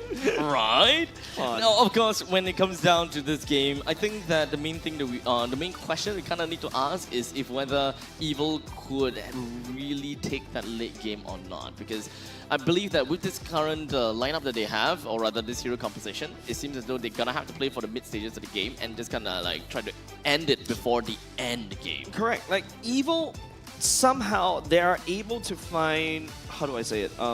This time around is a very different Evil that we always see. Usually what we saw for Evil is that they start the thing, they are able to end it, right? But RSG, on the other hand, they were able to start something, but they can't end it. But in this particular game, what you saw was RSG just power farm all the way and they hunker it down, and then after that, let Yon do Yon things, right? And now Evil, on the other hand, they started something, right? But they let Yon farm too much. Is there something wrong with Boyet's items? It seems like he may have sold something. Yeah, I think he's building up. He's leading up to something. He's sold out quite a few as well. That but means he sold out a lot, like maybe 2 or 3 full items or something like that. Okay, maybe 1 or 2. I can't math, but considering the fact that, you know, if 10,000 gold is equals to, like, let's take a look at Roy's items, right? 4 full items versus Boyet's 3 full items, 10k gold. There must be 1 or 2 items that have been sold by Boyet. Yeah, definitely, right? I think Boyet was in the middle of switching items right there, but I don't think he was expecting like Yon just snowballing. Just take a look, 14k net worth right there. Definitely some items being sold and switched around. But you have to admit, RSG is finally back on the map for now. But they need to, like what I mentioned, play another 2 more games perfectly. Yeah, I mean, look, RSG is on a lifeline, or on a fuse, and the fuse is burning ever so short. They did just increase it by about a few inches, you know, so they have a little bit of leeway right now. Couple of CM. A couple of CM here. Well, everyone gets the reference, man. It's international. You in the Imperial system. Anyways, but RSG, yeah. I think it's not about items anymore. I feel like, yes, there are some key things that we point out, especially for the side of Boyet. Halfway through a item swap as well. But also, I don't think they're ready for Ling, because take a look, there's not a lot of armor being built, especially for the side of Ken and also Powerful. Yeah, they're on the middle of switching because I think they're mostly worried the damage coming out from CS and also Roy. And I don't blame them, you know. I think Yon was, whether he did it intentionally or not, was really, really smart about how he played it, right? He was very disengaged from a lot of the team fights, so it didn't feel like they need to prioritize itemizations for the lane specifically. And then if you look at the last maybe 3-4 minutes of the game, that's when he truly started to do a lot of damage, when he truly started to take over the game, right? So honestly, it felt like our Team Evil was a little bit too overconfident going into that last 5 minutes of the game, counted Ling out, and they got punished for it. Yeah, and you just see it in the movements of Powerful, right? Yeah, like he was just dominating in terms of RSG's positioning, but once, you know, RSG start to pack the items, able to burst down Troll, all of a sudden your Pew is gone. Then after that, Marky is left alone. Then Sayla needs to use the Nether Realm or something to basically buy time for Marky, or even to a certain extent Ken. I would say that Powerful in the early stages of the game, even in the laning phase, is just mechanically sound. He's constantly just right in the face of RSG. It makes me think that Powerful alone is able to pave the way for Evil and kind of like dictate the pacing of the game. So, which makes me think that maybe Evil, they can actually work more into the mid stages of the game, or sorry, work more into the late stages of the game by picking late game heroes, but because of the fact that they are always, you know, ahead, those late game power spikes are kind of accelerated to the mid stages of the game. Yeah, I completely agree with you, and actually in one part of the game, right, Evil could have just finished the game if they played 30 seconds slower. Okay, like, you know, it was the fight I'm talking about was when they got wiped out by RSG. Yeah. When they push away, they were pushing in the Lord. If they had just taken that slower, maybe even by 5 seconds, play back, play a little bit safer. They went all in, balls to the wall, right? Yeah, they had the and eye they on just got shut down. They have the eye on the prize, like what I mentioned earlier just now. They're just 1 game away from breathing the Grand Finals air for the first time, and yet I think it's just a little bit over-eager, right? Like, they're almost almost able to end the game, why not just go all out and boom, RSG took advantage of that that mental state. And after that, Yon being like completely forgotten by Team Evil. And then RSG was able to win through Yon. Well, I guess this means that we are getting closer and closer over to our predictions, right? At this point in time, it's getting closer over to Croissant's prediction. But I'm right, guys. I'm calling it now. I'm 100% correct. If RSG takes yet another game, then you're out. Hey, you're out, Croissant. But it's fine. I'm closer now. That's all that matters. But I mean, right now it's just like, okay, we're going to go into game number... I cannot count. Four. Sorry, I cannot count beyond 3. We've been doing a lot of best of 3s. We're going to go to game number 4 very, very soon. But before that, let's take a look at the top 4. Rich Guy, definitely, he's been farming like a storm. The main damage dealer from the side of Team Evil definitely is the carry. The most damage dealt is definitely Marky, 127k damage. Close up, the sandbag, taken most of them. And of course, best wingman, Powerful, total 15 assists. This is exactly what I expected, to be honest. The exact same the exact 4 people here. I mean, these guys individually performed really, really well. It's just fortunately for RSG, they managed to close the game when they needed to, right? And Team Evil, I think they're definitely going to be beating themselves a little bit, kicking themselves a little bit at the back, trying to learn from their mistakes. But I'm confident in the next game when these 2 teams have learned, they're going to learn from their mistakes this game and take it to the next one. I think RSG, after this particular game, they're regaining momentum, which is great, right? Because we also have to think about Team Evil. And right now, okay, fine, we lost 1 game. I think they're still able to recover from this because they've got a lot of safety cushion to go through before RSG start to become that threat. Hey, it is an uphill climb after all. And now they have gear. Almost reached the apex of it. And I think that it just takes a few more games before they are finally at the apex. Yeah, right now it's just, making sure they continue on pedaling, because right here, as we go into the highlights, just to take a look at the insights, you will see an early game domination coming out from the side of Team Evil, right? Then after that, Yon was just power farming right here. And this is a turning point, right? This is where Yon went from 0-1-0 to 0-0-0 to 3-1-0. You're right. All right, that was really the turning point right there. Yon before this had almost no gold, no teamfight participation. But, we see here really, really good picks from the side of Evil. They've done this time and time and time again. And this is, I believe, where they were going to go. It was right before the game finishing push, or so we expected. Unfortunately, that was not the case. Yeah, because Yon was actually working on the Lord. Maybe you will have to say that you can also add argument that Marky was greedy for the Savage. That's why the whole team passed over to the side to help the Link. And then after that, once they take the Lord, they send it down right here. And this is where RSG put up a decent fight, right? Because just take a look at CS's Zaman Force and also Roy with the Eternal Guard. Definitely saved them. And of course, that wonderful push coming off from closer and flank from Yon. I think it's just exactly what happened, right? Like the fact that shut down gold earlier just now, what you mentioned when you pointed out, that allowed Yon to come back in terms of the map, and then after that start carrying the game. Just one good, solid team fight is all they needed. But right in their base, to be honest, it kind of made me forget about the fact that, hey, Evil actually was about to win the game. Because the way that RSG handled the final push definitely seems so convincing, as everyone just melted in an absolute instant. Yeah, implosion into a Gatokacha ultimate into an Eternal Guard. There's no way to run. If you're Marky, you expect yourself to get blown up to pieces right there. And Marky was one of the first few people to go. And on top of that, the Nether Realm didn't really help, unfortunately. Honestly, that was just the wombo combo that everyone's just been waiting for. Yeah. And it took 18 minutes? It took them 16 minutes. 16 minutes. It took them 16 minutes to reach that point in time and showed us exactly what the composition is made of and what it's meant to be. Yep, so Kwa, you actually pointed out that one critical point, but I want to hear more points coming out from analysts. Churros, what do you have for us?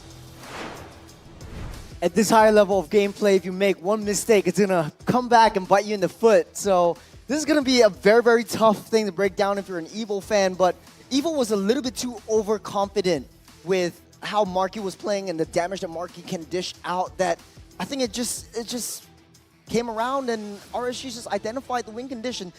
The draft aside, I think both teams played perfectly, played towards their strength, played towards their power spike, but this was the turning point. And thank you for Samsung Galaxy S10 Tab for powering this off-desk segment right here.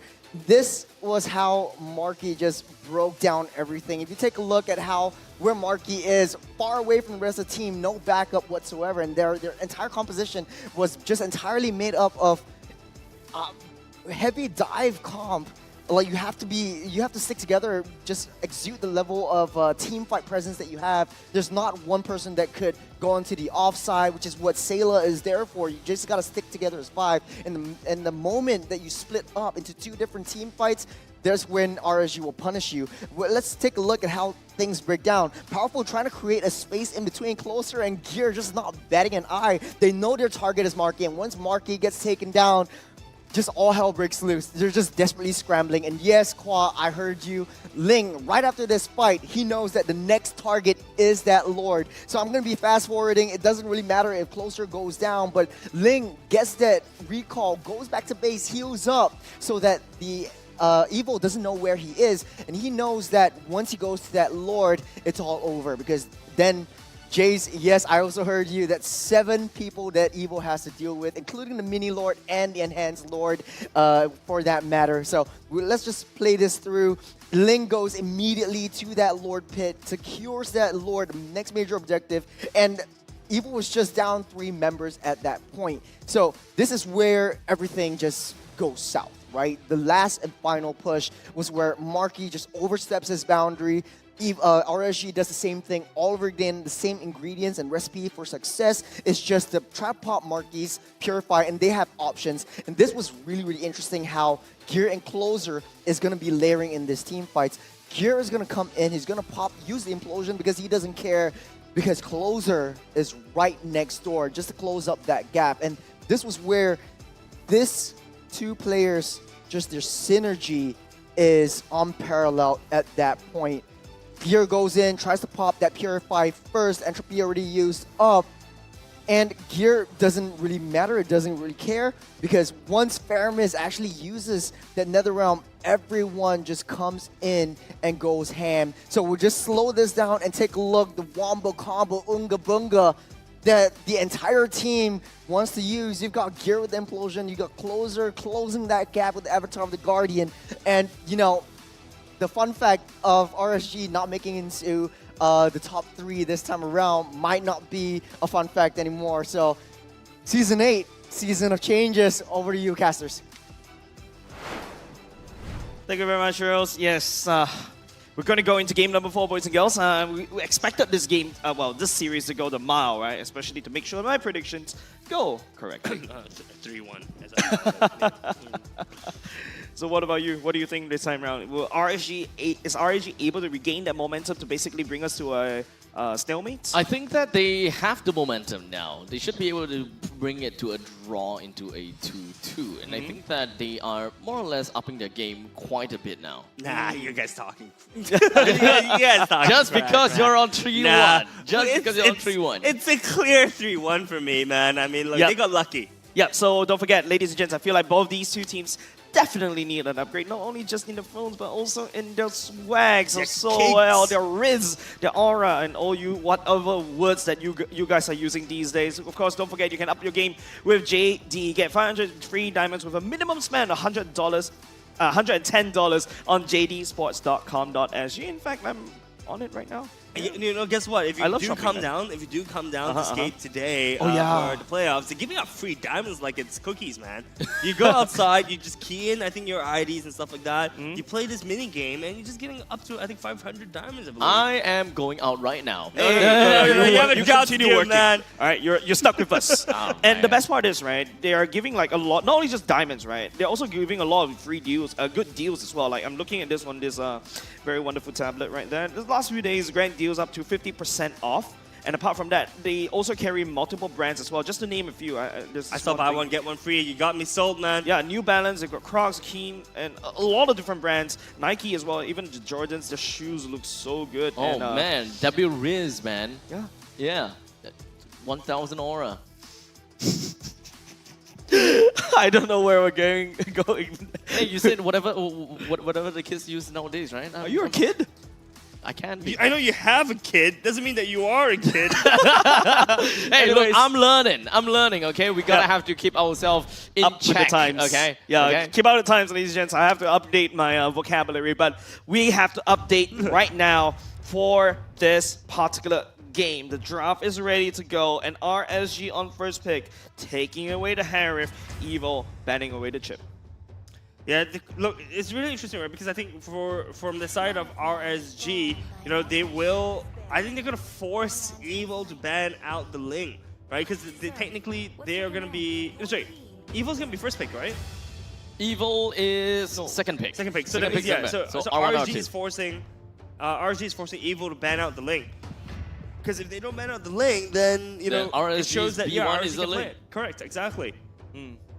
Shall see. I think right now in terms of bans, we're seeing like common suspects, right? Oh, actually no, Jusin is actually getting banned. Ooh. By RSG. They identified that Jusin is really, really strong. Yep. So we expect like the Auroras to come back, the Phobias getting banned out by RSG. Still some common suspects right now. I think it's just RSG deciding not to deal with these three heroes. I wonder if Evil is gonna ban out the Ling or leave it open. Oh. Leave it open. They are saying that RSG, you may have the Ling should you choose to. We have something in the pockets. We have the higher booster that's still available. Boyette, you're being very comfortable playing that. Actually, Boyette, I feel had a lot of comfort on whether it was the Ling or the higher booster. Ling does get picked up for the side of RSG. I do expect Evil to pick up Hayabusa probably on the third pick as the third pick. So first to pick Cho and Khalid. So here's the thing about Ling, right? Yes, it's very broken, like it's very strong, but he's counterable.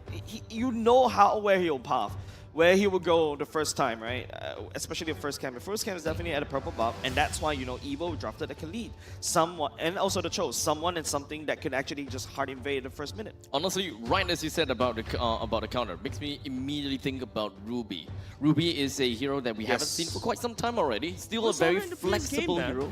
Sorry? We saw him in the previous game. Oh, we did? Yeah, we oh, we did. Game 2, bro. Oh, yeah, it was gear, right? It was gear. Yeah, game number 2, that Ruby really works wonders right. against that Ling. It actually made it now we difficult want to see for it. Evil. So now we want to see it. But the thing is, because of the fact that Cho has been picked for Rome and Khalid is picked for EXP, I think that at this point in time, there could be a very, very possible X-Factor pick onto that Ruby into the gold lane. Especially since if they have been doing so well in the early game and the mid game thus far, picking up the Ruby may actually allow them to further accelerate their growth and be able to end the game a lot quicker.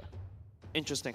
Not too sure whether Marquis played the Ruby in the gold lanes thus far. That's a Nathan being selected, so that Ruby is out of the window for the side of Team Evil.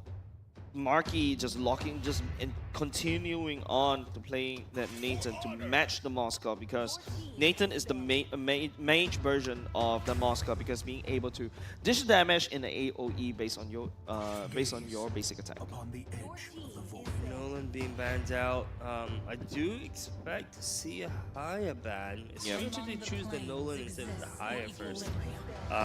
But on the side of Evil, they still have the jungler to pick up. They still have the mid laner that's open. I question whether Aurora is going to get picked up. That's very interesting. RSG is basically giving the Hayabusa over, right? They're forcing actually the higher to be picked. No? Yeah, Bane is strong also against that Ling, right? It's the same idea as the Ruby. Once you see the Tempest of Blade, you just throw the Baby Shark. You kind of control where the Tempest of Blade lands as well. You wouldn't want as a Ling to kind of land the Tempest of Blades right within of the Baby Sharks. So pretty much fair. But having a higher booster in the team against a Ling is definitely one of the other best case scenario, since it's kind of like an iframe for an iframe. You definitely want to get into that game, into that mental space to think who's going to be the one that outs first. If I out first, then the opponent is going to iframe my out and we are back to square one. Yeah, trading outs, trading utilities, and it feels like a Mexican standoff, right? Like just holding on to your ultimates, just not gonna pull that gun. Only pulling that trigger when its time is up. Now I'm looking at RSG. What kind of things that Youngin will pull out? That's Anita. And Faramis. Okay, we'll get to see Roy's Faramis this time around. We haven't seen, like what I mentioned, we haven't seen Faramis in a while, and we get to see 2 Faramises in this series. Back to back as well. Faramis maybe being starting to be looked at as a priority pick. I mean, similar to the Khalid, right? We barely saw Khalid all season, and then suddenly when it comes into the playoffs, they're just picking Khalid after Khalid after Khalid after Khalid. There's just so much more priority in that. I know that this is kind of more, this is more of an NIP flash thing for Curtisi, but honestly, I would love to see Imatis just based on the fact that this composition have so much mobility. Super high octane heroes. Everyone have got a way that they can just kind of get around. Aurora is probably going to be the stragglers that can't really catch up and keep up with the rest of the team. So it's positioning, right, for the side of Team Evil to make this work. Ladies and gents, we're going to be loading up into the game very, very soon. Thoughts on the draft, Kwa? I like what Evil has kind of drafted up, right? I mean, the game plan is very, very clear. They want to take these team fights. They want to. They also have the option, I think, to invade early as well as to pick off heroes from the side of RSG. Because if you look at the side of RSG, yes, you have Ling, you have the Faramis and the Shadows MP. Gatto, you don't really have a lot of mobility though, right? So I think they're waiting for RSG to come in and then try to counter engage from there. 5 seconds. Team Evo though, I think it's also, they have also ways to counteract against the Ling because of the Aurora pick. Same idea as the Arubi, but ladies and gents, this is the moment for the side of RSG, whether they can actually deliver us a comeback of sorts to try to deny Team Evo from going to the grand finals, or will Team Evo this time around make history where they go to the grand finals for the first time in their career since Season 3. Yeah, look, I think Evil this time looks really much poised to do so. Evil, Ken actually being pushed out a little bit from closer, and Gear in no man's land right now. Ling's still level 2, so make sure he's secured his purple buff. But it's kind of surprising that you don't see a very hard commit of a invade coming up on Team Evo as of now. I feel like Team Evo is playing it safe. Very, very, very safe. You see Ken skirmishing with closer on the outskirts of the tier 1 turret right now. Ken's gonna be able to. Oh, powerful. Takes the first L from the side of Evil, and it does seem like Maki is not necessarily in a great place as well. As he pops the Purify, he's gonna be safe and sound underneath the turret. But Boyet joins into the fray with the Ogi Shadow kill. There is still creeps around though, and Gear, even with the Revitalize, will be able to keep CS in check. Boyet throws out a Shuriken, but hold on a second. Yon is having a lot of trouble by Ken. At the same time, feels like their Evil is trying to ramp up in terms of the aggression, but Sailor's getting caught. He does still have the passive though, so it's gonna be a-okay for now. But the rest of the members from the side of Evil collapses themselves down onto Gear and Roy. That's a 2 kill for themselves without losing a single casualty, but just only the passive of Sailor. That almost went horrible for the side of Evil. We saw Sailor flicker forward, we saw Ken flicker forward, and they almost had nothing to change with that. That was extremely, extremely well played from the side of Sailor for burning the passive, knowing that he can burn that. Yeah, interesting thought coming out from closer, going for the wall cry instead, wants to make sure his ultimate actually hurts. It doesn't seem like Boyet is able to do much on the closer. The Wrath stacks is just building up for him. We do have Roy that joined into the fray as well. Didn't really quite manage to seal the deal with the Ghost Bursters of the Ken, but with the turtle now under attack by the hands of RSG, the rest of the members from the side of Evil just gonna be crashing it down, as we do have got the Raging Sandstorm that manages to get a kill down to the closer. Ken, without a lot of HP left, he's still gonna be sliding around with his sand, and the rest of the members from the side of RSG crumbles under pressure, as now Evil, they understood that this is how RSG played. They get themselves a total of 2 kills. And ladies and gentlemen, this is how the cookie crumbles. Oh boy, Team Evil, the way they balance all this. You can see how Ken was dangerously low in HP, yet they still commit for the fight. The confidence and also the trust in Boyet to do the damage, to take the turtle, and then after that, you know, sweep up the rest of the members of RSG. Textbook play, but let's take a look at the replay. Yeah, so we see this turtle actually started up by the side of RSG. SOD does go in, but it was a beautiful locked down from the side of Sailor. Ken living with a sliver of his HP. They choose to re-engage. Boyet manages to take the turtle, but right now we see just this team fight being scattered across the entire turtle area. So, you know, RSG just unable to actually finish off the kills, the healing, the sustain coming out from Evil, being able, is helping them pull through that fight. The target prioritization coming up from RSG is not there, right? Letting Ken slip away around, and after that coming back in for a secondary re-engage with the help of Sailor in terms of the first skill. There's so much damage packed. In fact, it is Team Evil that should not have the priority in that team fight. For sure, you know, I think everything was looking really good from the side of RSG, just that they weren't able to lock down and choose the targets as a team. It feels like a little bit of miscommunication happening there. But I'm pretty sure, you know, this is RSG that we're talking about, right? So I have full confidence that they will put your head back in the game and we're going to see a slightly different exchange happen. The Avatar of the Guardian, unfortunately, didn't really quite hit the mark onto Evil. But Powerful comes in a little bit deep in, but he's going to be A-okay. Flickers himself right out of that, while we do have Yon that spended out the Tempest of Blaze to get himself right out of there. Closer, hoping that he will be able to get the onwards in, but Flickers with the Earth Shadow to actually get a kill down on the Powerful. Sailor flickers backwards, the Pride of Ice prop, and now Sailor, it does seem like he's gonna go straight down though, as CS just gonna be jumping right in front with a quick little teleport. Closer, the Earth Shadow didn't quite land, but Ken is gonna be cruising on with his sand. 1 for 1, trading a roam for a mid laner. I take that trade any other day, but RSG just slowly finding certain pickups right now, so Team Evil has to watch out. Don't forget, RSG has made miracles before, especially in the previous game. They can make it now, and you give Yon that lane, and he's on a momentum. This is exactly what you want to see, especially if you're an RSG fan. Yeah, taking a look at the items right now, there's a slight gold lead for the side of Boyet, but Lane just manages to finish his first item. You see a lot of damage coming out. Oh, the Whale Dragon, the timing situation, and Powerful literally baited that out from Yon. See Ken choosing to take a fight a little bit too overconfident there. Kirasi is actually doing a huge chunk of damage, not able to actually heal up. Ooh. Right underneath solo the killed. turret.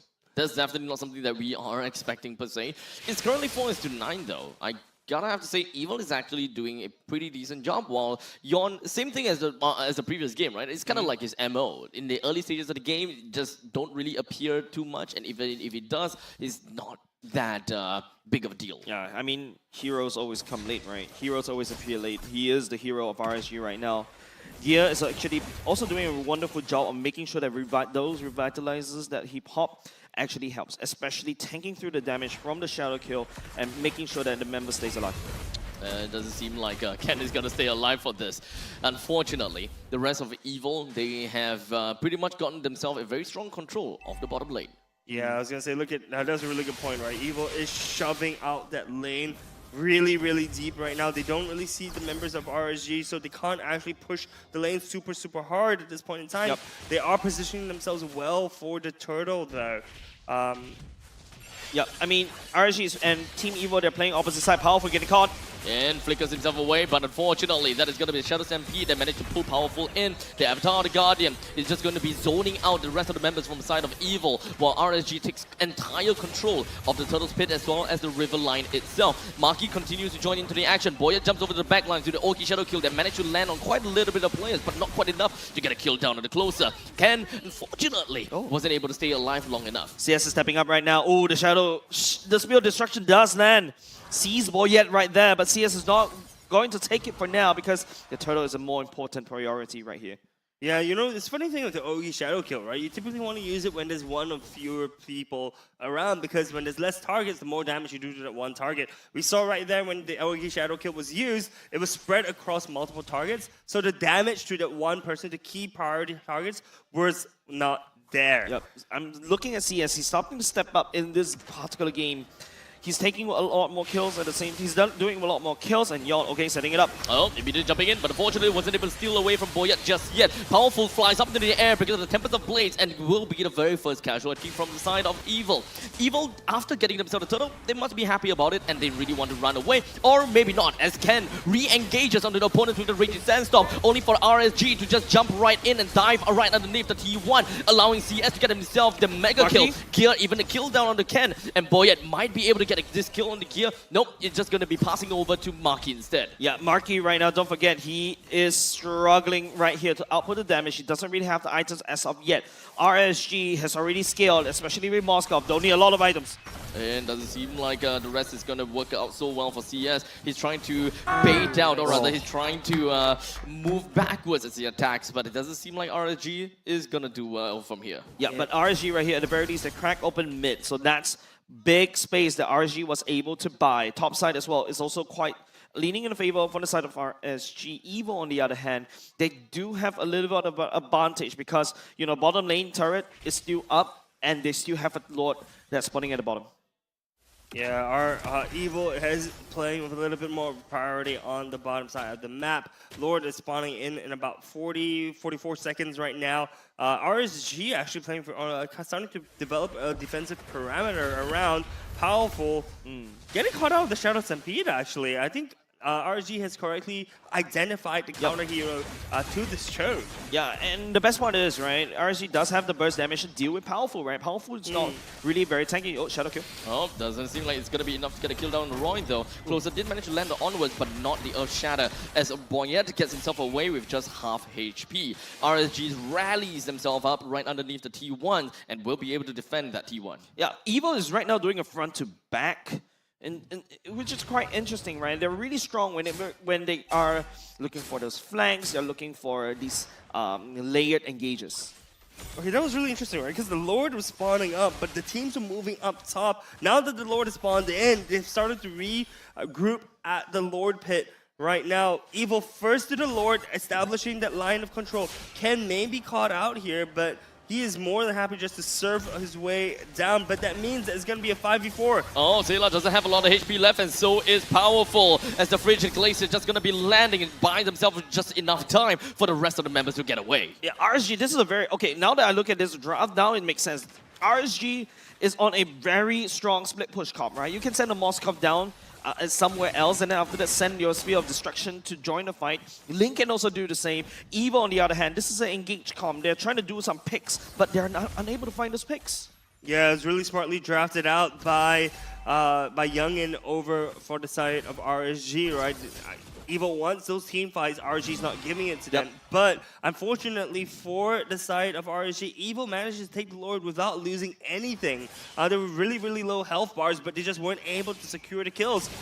Oh, jumping right in. Ken is going to be under attack by Yon and Raging Sandstorm himself away. The Ogi Shadow kill from Boyette tickles a little bit on the members of RSG as they are all huddled up together. Yeah, Evo is trying to actually push down that mid lane turret, though they do have a lore being sent down bottom.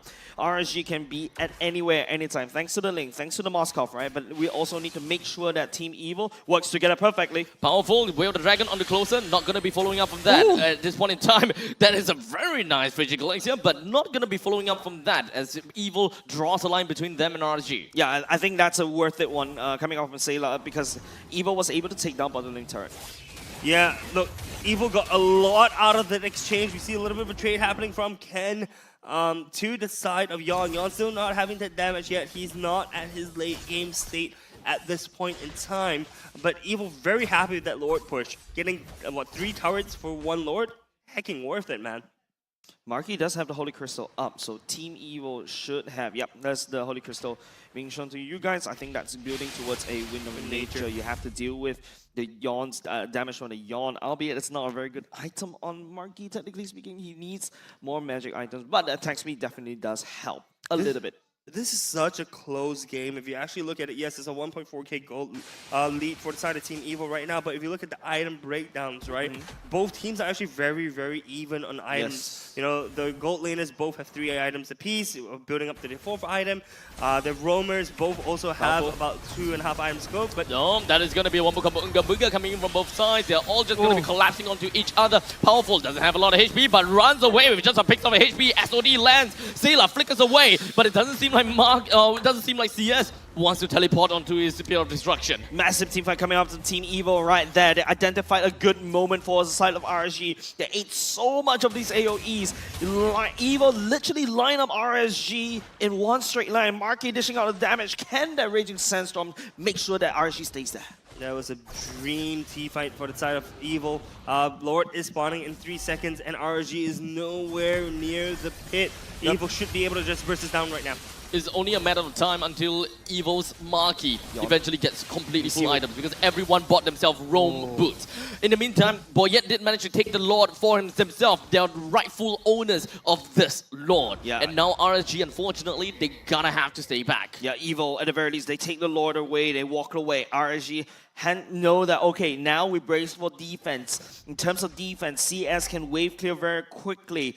And especially when they congregate together, that's where closer, the Wrath comes into play. But Evil right now need to set up the waves perfectly. RSG is the calm before the storm. Yeah, we see Evil split pushing all 3 lanes into trying to create a triple choke point, a triple pressure point against RSG. They may be able to do so. Ken sees Yon. He's trying to push on the turret. He's a little bit cheeky right now as we see the Lord marching down mid. Powerful. Oh, where the Dragon connects, but purified by the side of Roy, only for Powerful to be suffering a defeat instead.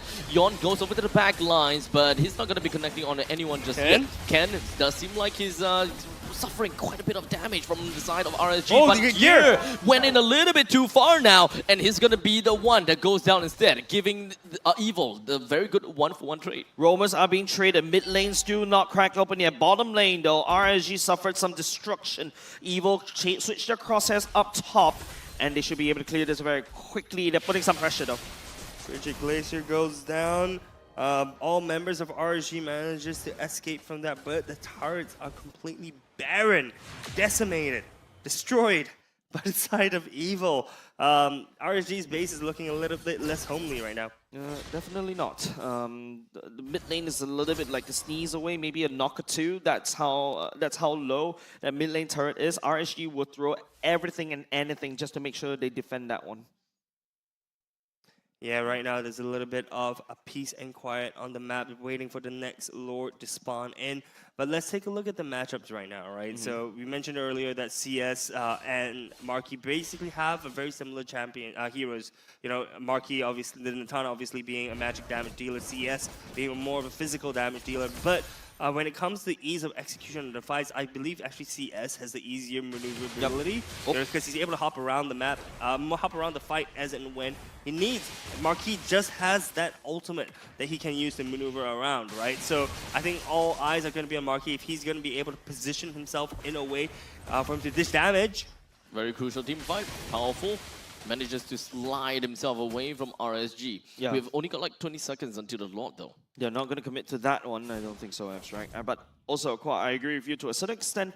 Marquee's positioning is very important. Apart from that, we also need to take a look at Yon, whether he can find Marquee. Yeah, I think they will be able to. We see the Lord spawning in about 5 seconds.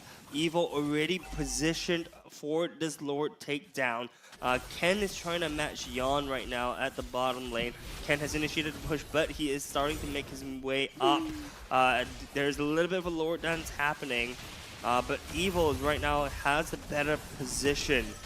They're going to burst it down. Look at that. Ultimate already committed. Hands down at the top of the Guardian. Just going to be putting himself right in the heart of Evil, only for himself to get bursted down by Boyet. The rest of the members from the side of Evil just going to be crashing themselves down onto RNG as much as possible. It's now closer, flickers himself backwards, while Roy is going to be safe himself for now as he pops the Purify as well. CS and Yon, they were originally very low in HP. Now Ken really wants to get that final piece of the puzzle onto the side of CS, and they are finally on their way over with a huge amount of death timer on the side of CS as the Lord is about to push in right about now. Yeah, this is the perfect timing for Team Evil to apply even more pressure. They crack open top. They have another Lord pushing down bot. Mid lane also should be easily taken down by Evil right here. The Lord's going to crash into RSG's base without any single turrets at all. They have 3 waves of push coming in. Roy Boyet lands onto Roy, brings him down. No more Shadow Stampede, then no more of that ultimate. As such, RSG, it seems as though things are going to be grim for him, but he did manage to put himself on the map once again. Triple kill for himself, defended the base from the imminent push from Evil in the middle lane, and now they deal with the Lord in the bottom. Yon literally let Ken go. Literally say, you go ahead, tell your friends, don't come back. But RSG still has an open base to deal with. Look at the death timers. This is where RSG needs to try to regain as much ground as possible. 3 men down, around 20 seconds. What can RSG do? We are heading to the late game, guys. So no matter, like, one team fight is all they need to finish game. Look at how fast CS pushes these waves in. Mid-tier turret is... Wishing Sense, stop. Lands on the 2, but of course, when it comes down to the nether realm, it's going to keep the rest of the members from the side of RSG alive. But as long as there is going to be a cooldown on the nether realm, Evil will want to take an initiation on top of that. But there is going to be a lane creep just going to be pushing right in. As such, it's going to be mitigating the amount of damage coming in from that ultimate from the Hayabusa. But regardless, Evil continues marching on with the solo march from the side of Evil. Oh, sorry, from the side of Ken. It lands on the Roy, but now it's going to be safe and sound for now. The Earth Shatter lands, but for of course, Ken, he moves himself backwards by a tad a little bit. And Yon, he spots, his eye spy a little eye on the Powerful. He does have an immortality though, and Powerful, surprisingly, he is still right in front. A very bold and daring move. And now immortality is popped. No more immortality from the side of Powerful. The rest of the members from the side of Evil, they really want to end this. And it's closer. He brings one. He goes down as well. The rest of Evil, they have only 4 members left. It is a 4 versus 3 scenario. So will they even be able to do this? No. No, RSG, they defended once again. It feels like Evil is pushing this way too hard. They could just take a step off the gas pedal for a moment, regroup. They're not even giving themselves the time to regroup. You know, yeah, they're pushing RSG to a corner, but at what cost? They're losing people unnecessarily. They're over-chasing. They're making really big mistakes in this late game. But Team Evo, though, they were at least they were able to push RSG from their side of the map to their side of the map, right? You can see that was the longest chase right in the mid lane as well. But Team Evo, yeah, I totally agree with you. Slow it down just a little bit. Right now, Team Evo is setting up for the Lord, and it's very vital for Yon to basically stay alive. Ken is attracting a lot of attention. Yeah, I mean, look, Ken by himself can't really do too much, right? Evil right now, RSG right now is hitting the late game. Oh no, yeah! He gotta have the pop to revitalize. That was a nice catch from Sela. Yeah, big revitalize, which means that CS is now vulnerable to any form of shadow kill, right? And now, the longer the Team Evo plays around this lore, the worse it gets for RSG. If you're a Team Evo right now, you don't burst this down. Look at Yon, though. Look at Yon. Yon is doing what Boyet did to him in the first 2 games. He is playing around the pit so well. Yon doesn't have his purple buff, let's remember that. And now CS has already showed himself in the base, clearing up the waves. As such, Evil want to take this opportunity to jump onto Gear, brings him down. SOD lands off the Space Hailer all the way from the back, but it does seem like for the side of Moscow, he knows better well to not jump in. And Tempest of Plates from the side of Yon did manage to go to Maki. Yon takes the Lord right underneath the 5-man Evil's nose. And still gets on the way. He steals the Lord from Team Evo. That's vengeance. So sweet against Boyet, the Lord Stealer. This is deja vu, but on the opposite side of the map this time. But right now, RSG, I'm not too sure whether they can abuse this one. They're 2 men down. Evil will be able to clear the Lord very quickly on. And Evil, they're more than happy. They're okay with this. The longer that this game goes on, they're super minions marching against RSG.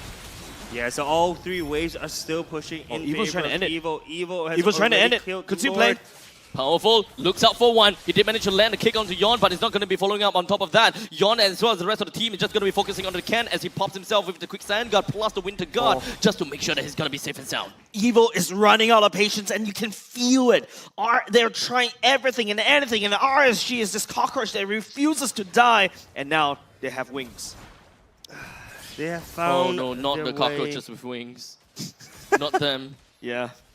They have found their way back in the game, RSG this time with the lead, 2.2k gold up. And by the way, they still have a lot more standing gold. So that means that RSG is actually the richer ones right now and in the future as well in terms of what they can gain from a winning team fight, right? Whereas Evo, if they win the team fight, they're just going to win the game. Okay, 2 things that from the side of RSG. They need to pick up Powerful first, and then after that, deal with Marky. Or deal with Marky first, and then Evo, the roster will just crumble.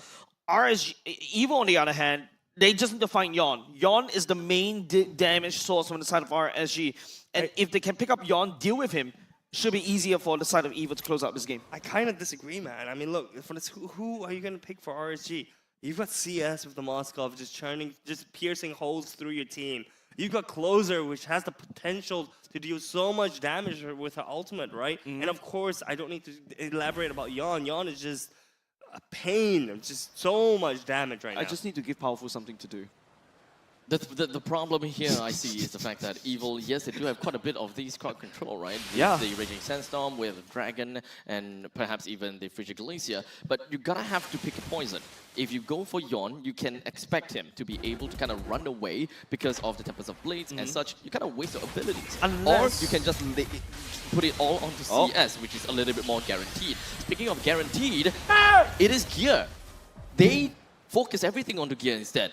So now there is no front lines, and Evil will be able to get himself a little bit of a ramp up going on, as now the Nether Realm popping up from the side of RSG. There's quite a lot of these ultimates that has already been spended. Evil wasn't able to catch up onto RSG. That's why RSG was able to retreat back, wave clear right there, and then proceed on back. But don't forget, Gear is 40 seconds down. Evil, they can make a decision. Do they push this, or do they burst this Lord down? Seems like Marquis is there already. Expect an ultimate to be used anytime soon. Quickly burst this Lord down, and then after that, start this siege once again. SOD goes wide. The Lord is left at 5,000 HP. Goes down. Yeon, unfortunately, unable to go in. Right now, there's no angles for him to go in without causing too big of a grief in this late game. Gold at this point does not matter. All members of both teams pretty much at full build. Very interestingly, actually, Closer going for a little bit more damage towards the end of the fight with the Starlium Scythe built up. I'm expecting him to get the Feather as well. No immortality for Boyette. No immortality for Closer. Right now, the second life is definitely going to be very, very helpful, but they do have Roy on that Nether Realm for. Yeah, Gear has spawned back in, so it's going to be a 5v5 fight. All three waves right now, lanes pushing in. Pots being bought for both teams. Ken almost low. The Lord is going to be plundering everything from the side of RNG, but Evil, they are only focusing on one thing and one thing only, and that is to go to the Grand Finals. Ladies and gentlemen, Team Evil rewrote history. They are able, finally, after 5 seasons, they go to the Grand Finals. You can see on your screen right there, their fans celebrating. This is something they have never, ever done before, Abstract. Haven't done it in a while. Yes, this is phenomenal. This is phenomenal. To see Evil, that is now in the Grand Finals. They're going up with a rematch against NIP Flash. And that's definitely going to be juicy, Abstract, because yesterday, did you not see how close these games were against NIP Flash? I was like rushing down when I saw the first 2 minutes of the game, you know? And the crowd is absolutely phenomenal here. They have just they're cheering the team on, and it's what a time to be an Evil fan at the moment, Definitely, Team Evil, the Titan Slayers. Finally, they are the Titans themselves going into the Grand Finals, taking down RSG, a known tyrant for a long period of time. But you gotta have to give effort over the side of credits, over the side of RSG. They did a wonderful job at the very least. Yeon, my man, was literally protecting RSG. If it had not been Yeon, the whole game would have been over in like a 3-0. For sure, Props goes to these two teams. RSG, congratulations. You guys played extremely well. Y'all did not give up your game without a fight. You really showed us how much you guys have improved, I think, throughout the entire season of Season 8. And you guys have made it all the way here. So huge congratulations to RSG and their players for making it all the way. Can you see the smirk in this guy's face? Yeah. This I can hear the smirk. Hear the smirk. In our headsets. He's gotta go back tell her, I told you so. What, baby? There's no other way out. Do you hear that, guys? What? You guys are the ones saying it, not me. Look, we are helping you to say Turns out we're both salty. It probably sounds better from our side. Yeah, I don't have to say anything. I mean, you guys know I was right, so I don't have to say anything, guys. But anyways, ladies and gents, you gotta have to unveil the MVP first. You gotta have to go to Ken this time. Finally, not a Ling. Because Ling lost. Ken, space maker, playmaker, he's grown so far from a Team Flash sub, now going into the Grand Finals as Team Evil. Man, he has grown. He has made mistakes before, and he has made up for them. You remember last season? Yes.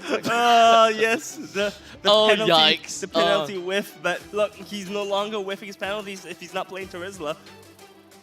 The Raging Sandstorms are very on point, by the way. His Raging Sandstorms are on point. I mean, honestly speaking, Ken has grown so much as a player. No shade at all thrown to him. I mean, the guy has been playing phenomenally, right? He knows how to play his Khalid really, really well. If you notice, right, every single time the Ling was trying to do a 4-1 push, the Khalid was there to match up, right? He was there to prevent Yon from pushing it too deep, causing an uncontrollable spiral from happening. Yeah. So huge props to Ken, huge props knowing that Khalid can actually maneuver around the map quickly. Yeah, definitely, right? And this Raging Sandstorm as well, the impact is felt. Have you not seen Khalid sometimes just Raging Sandstorm to the deaths? This is not one of them. No, it's not.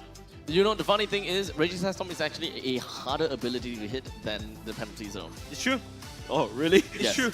The only difference I don't play is EXP. the only difference is Raging Sandstorm is a little bit higher in range. You can actually go a little bit further. Quite a bit further, actually. Quite a bit further. But the thing is that with the penalty zone, you know, you at least have the knock up.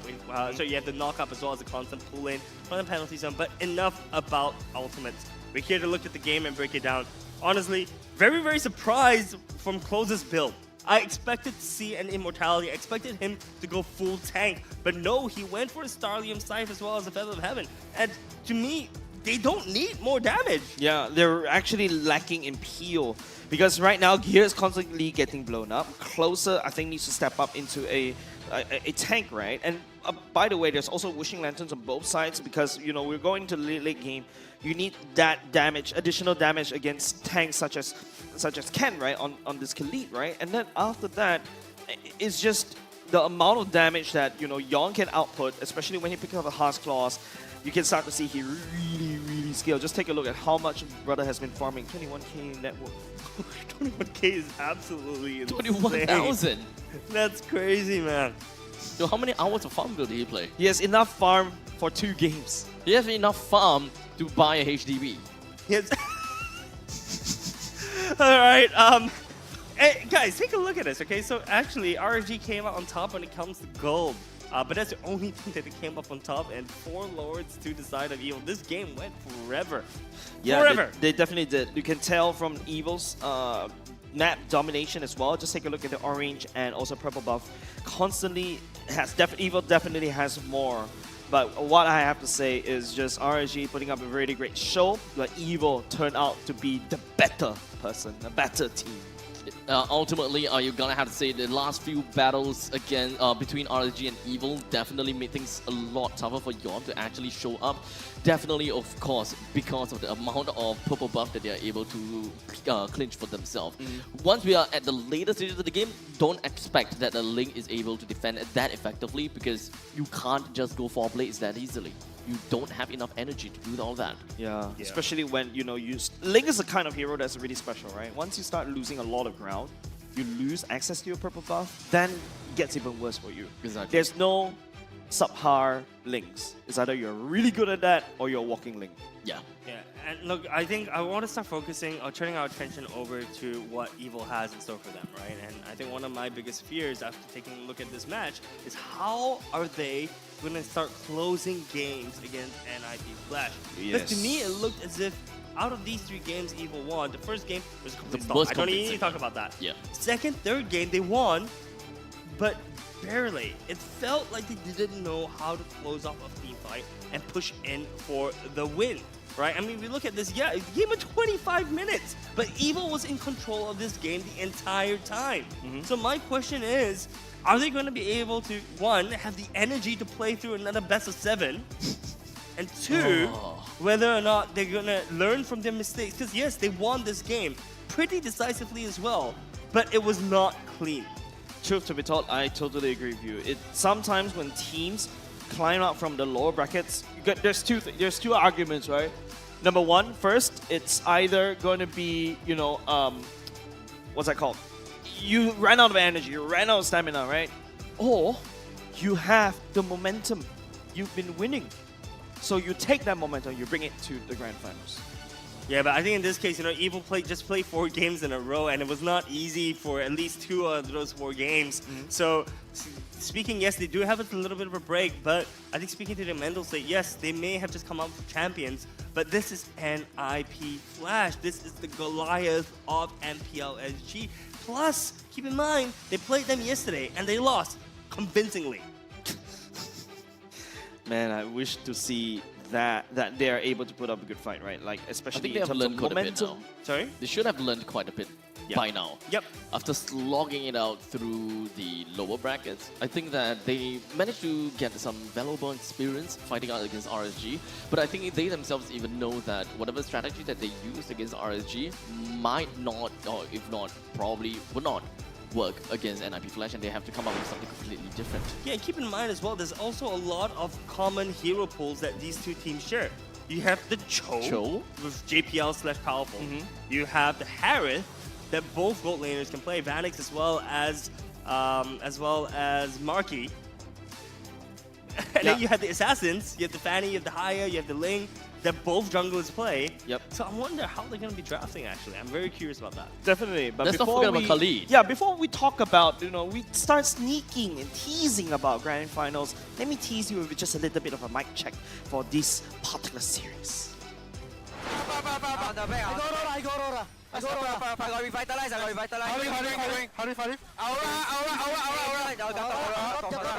Give me minyak. Wala akong stun. Nice.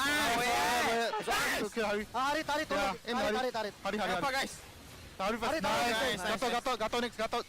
Nice one, guys. Boy on the CC. Nice. I know bang. Just back. Kill. Nice one. Relax. Nice. We win. I can kill Ruben. Nice shot, guys. Nice one. Sila. Nice pull. Up in back. Nice. Fight. Closer. GG. Go better. Nice one. I can kill Nice one. Target. Help me. Okay. Nice one. Got me. Nice. Very good, Ben. Nice one, boy. Go. Kill. No fury. Let's go. I go S1 soon. Very good. Discipline again. Yeah, Maki. No ulti. May buti lang. Wala ulti. Wait. I go back. Go. We can. Careful. Careful. I'm okay. Back. Ling low. Nice. We can. Go. Let's go. Foul naughty. You okay, fight. Foul naughty. Come here, Ken. You're alive, Can go too? Yeah, I'm going on the wall. Protect me, please. Get the pass. Nice. Keep going. Paramis.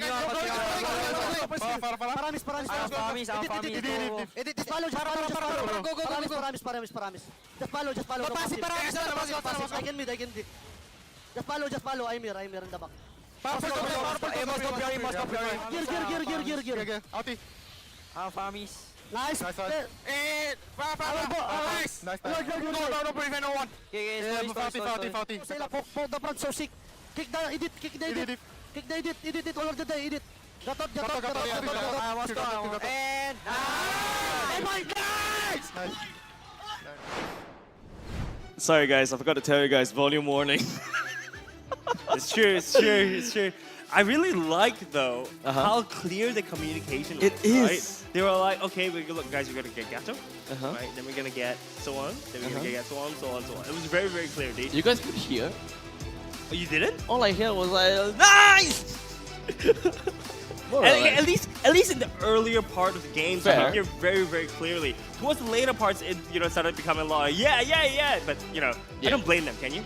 Nope, I think their celebration and their excitement and their passion is definitely well rewarded. But of course, their journey did not end there and would not end there, because coming up next, they're facing another big mountain, and that is going to be NIP Flash. But first, we're going to throw it over to our analyst to kind of break down this particular game. And oh boy, Churros, what do you have for us?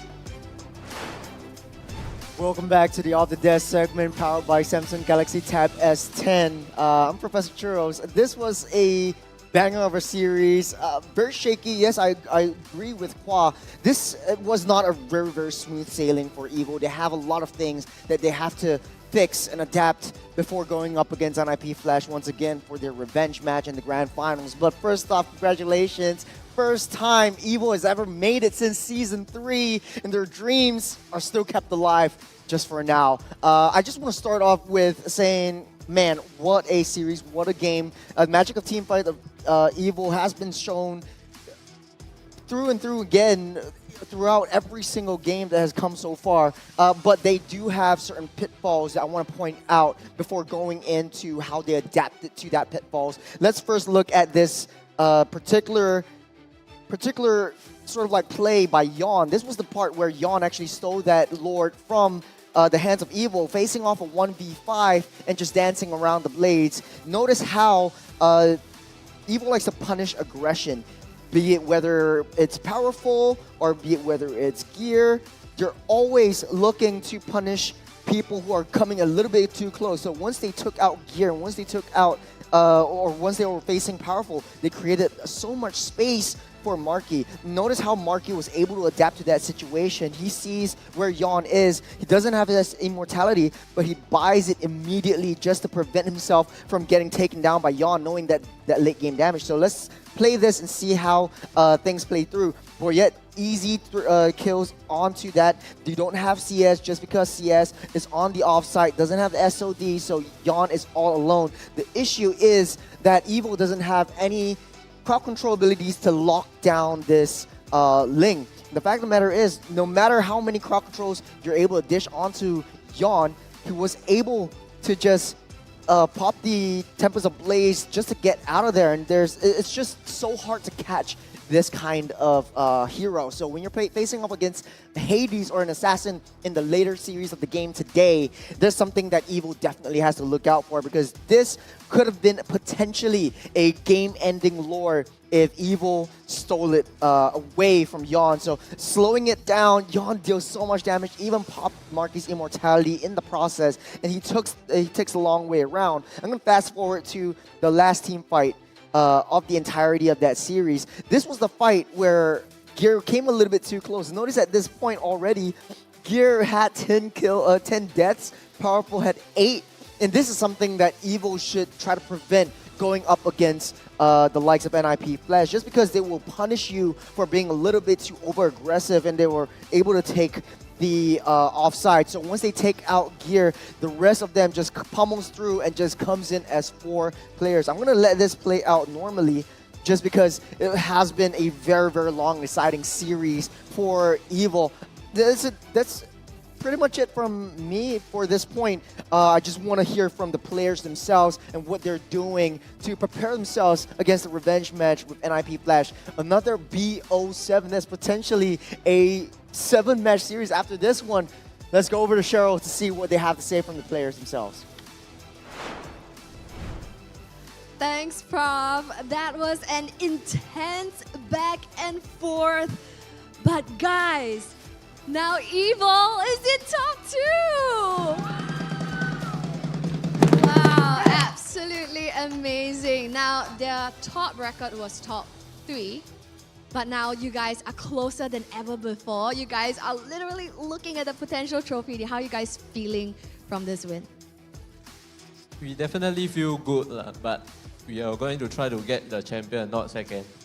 Yes, mentality of a champion right here. You're aiming for that championship. Of course, it's very near already. One more game, one more series. Okay, so actually, before coming into this match, I actually interviewed Yang In yesterday.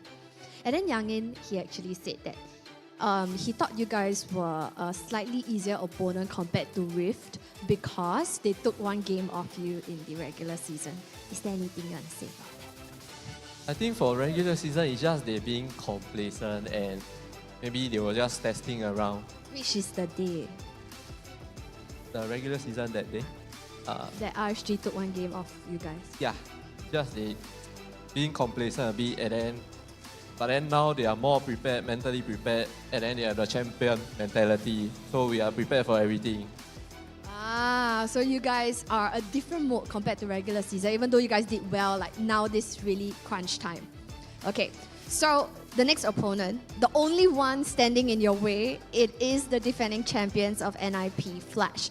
Now, you guys got a trial run. You guys got the tasting sample platter already previously, but it was a 3-0. So how? You know, what are you guys gonna do? What are you gonna do differently to take on this match and hopefully not be such a one-sided sweep from NIP Flash? From what I think is yesterday. Today will be different. Then whatever we have later, we will see. Right, so yesterday still got give a little bit of chance to test, or do you think yesterday was like your best already? Yesterday the mindset more likely is like, because we are still at upper bracket. So if we lose, we still got lower bracket. So, but then now there's only one life, so there will be like a stronger Eva coming up.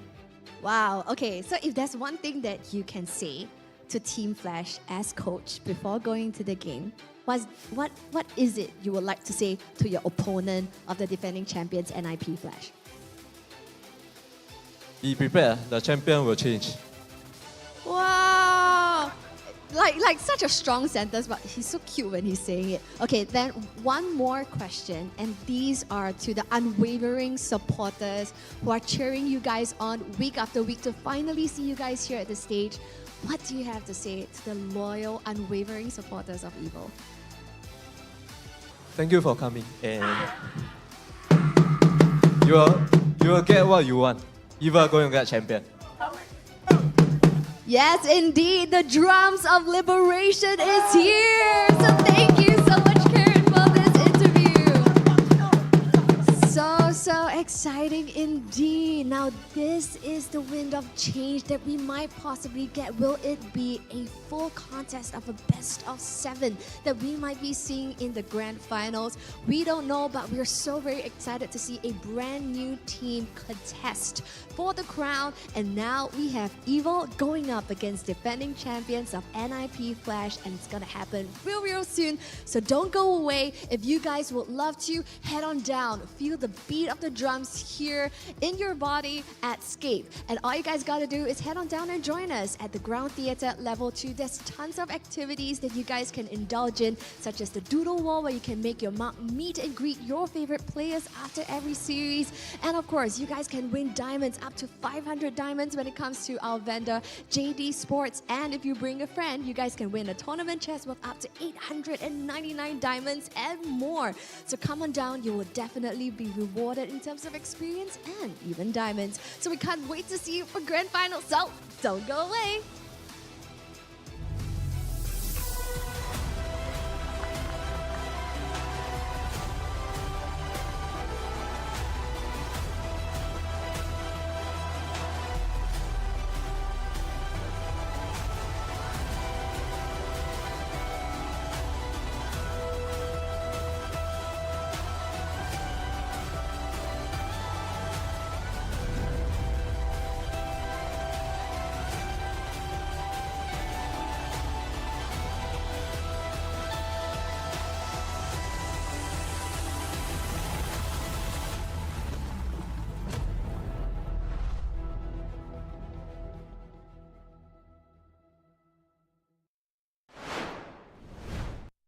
A crispier chicken McCrispy? So much crispier. Bite into an even crispier crunch with the improved Chicken McCrispy. Now, wouldn't that be nice?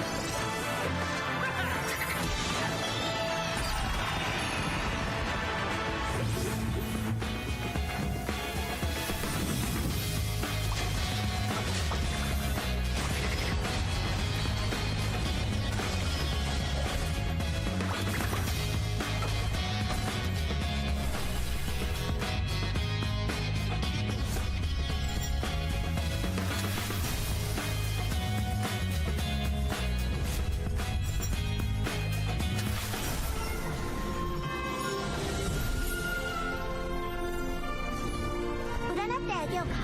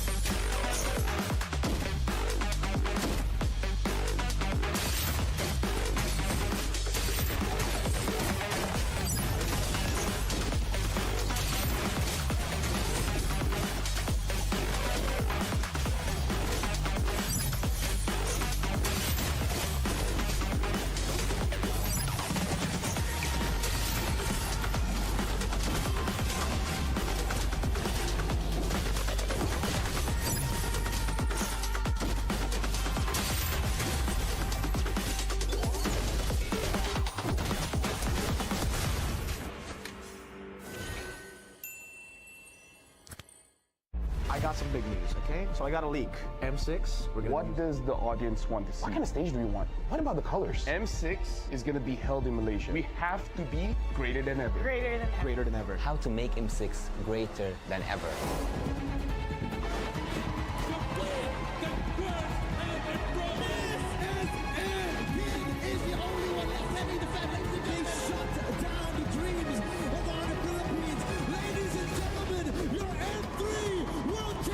Winning the game, getting the checkmate, setting everything up. The curse breakers, the two-time world champions. Before we begin, I just want to say thank you very much, gentlemen, ladies, for coming today. We have something very important to discuss here, right? Because right now, imagine yourselves as Moonton. We're the publishers. M6 is going to be held in Malaysia. So I need ideas to make sure that M6 gets good. This time, it's got to be better. Like, it's in Malaysia, okay? We have to be greater than ever. Greater than ever. You know what? That's going to be the tagline. You like it? You like the tagline? That's a good tagline. That's a good tagline? We went from Join the fight. Join the fight. Join the fight to the top. To the top. Dare to be great. Dare to be great. Be better than great. And now greater than ever. You know what? You're a genius. I'm a genius. You're a genius.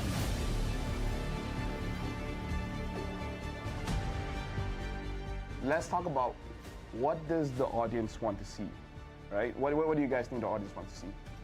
More teams. More teams? How many are we talking? I don't know, but more. More regions, more teams. How does 16 sound like to you? I mean, it's what we had last year, right? That's true. I'm too dumb. Do we want more teams in the wild card or the main stage? Because there's a wild card. We had it, yeah. I'm okay with the 2 slots for the wild card. 2 slots? And then 8 in the wild card. 2 slots for wild So card, total for sure. 24. Because I'm a believer that the wild card is a legit part of the tournament. I agree. Do they actually want more stuff? Non-PH versus PH finals, I guess. Non-PH, yeah. Non-PH, Oh, non-PH. We got that in M5 though. What specific region do you want in the finals? North America. Wow. That one is a bit. I don't know about that one.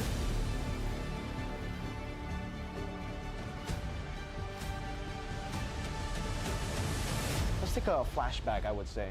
Throwback to the days of the past. M1, It was a great time. M2 was a great time. Every single tournament, it was great. He's got a lot to say about history. I love history. We got to talk about logistics here, and I feel like we need to include Mara for this one because we got to talk about the stage. M1, the stage was pretty good. I feel like it really sets the tone, right?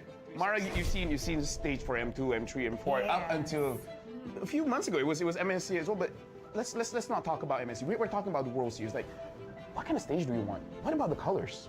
I think the color should change depending on what stage we're in. So if it's a group stage, it'll be a different color, wild card different color, and when it's the grand final, so they know exactly, especially when you're looking back, you know exactly what, which part of the tournament Good it will visual be. storytelling Yes. too. So you just have the LED, just changing the background just a little bit. From the past, I would go to how to make M6 greater than ever, right? Greater than ever. I would say that build up a story, because everyone loves a story, a good story to be told at the upcoming M6. So let's say, for example, not just about the players, maybe about the region itself, maybe about a team that struggled so much. We have seen a lot of teams and a lot of regions develop in the previous, I would say, M series, even MSCs, and every international tournament that we have. So why don't we focus on building a story that isn't matched to any other story that we have ever heard in our lives? I think if we're going to cover story, what about something documentary style? You know, like something that you're back in M1, you're back in the place where it all began, and you cover some of the talents who have been around since M1, some of the players who have been around since M1, who have been around through several M series.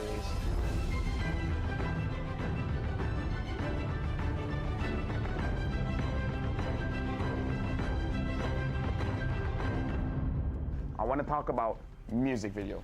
What do you guys want to see in this music video, right? What's the song gonna sound like? What's the story?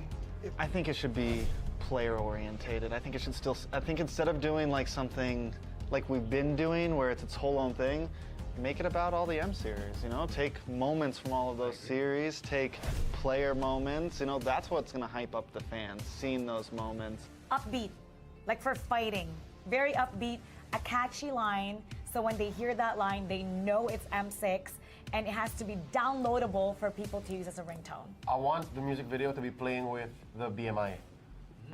I want to see like scene changes with Claude moving through. Yeah, flashbacks, future That's forwards. kinda cool. Yeah, and then The BMI, because he can go back and that would I want actually be Dexter cool. to sing.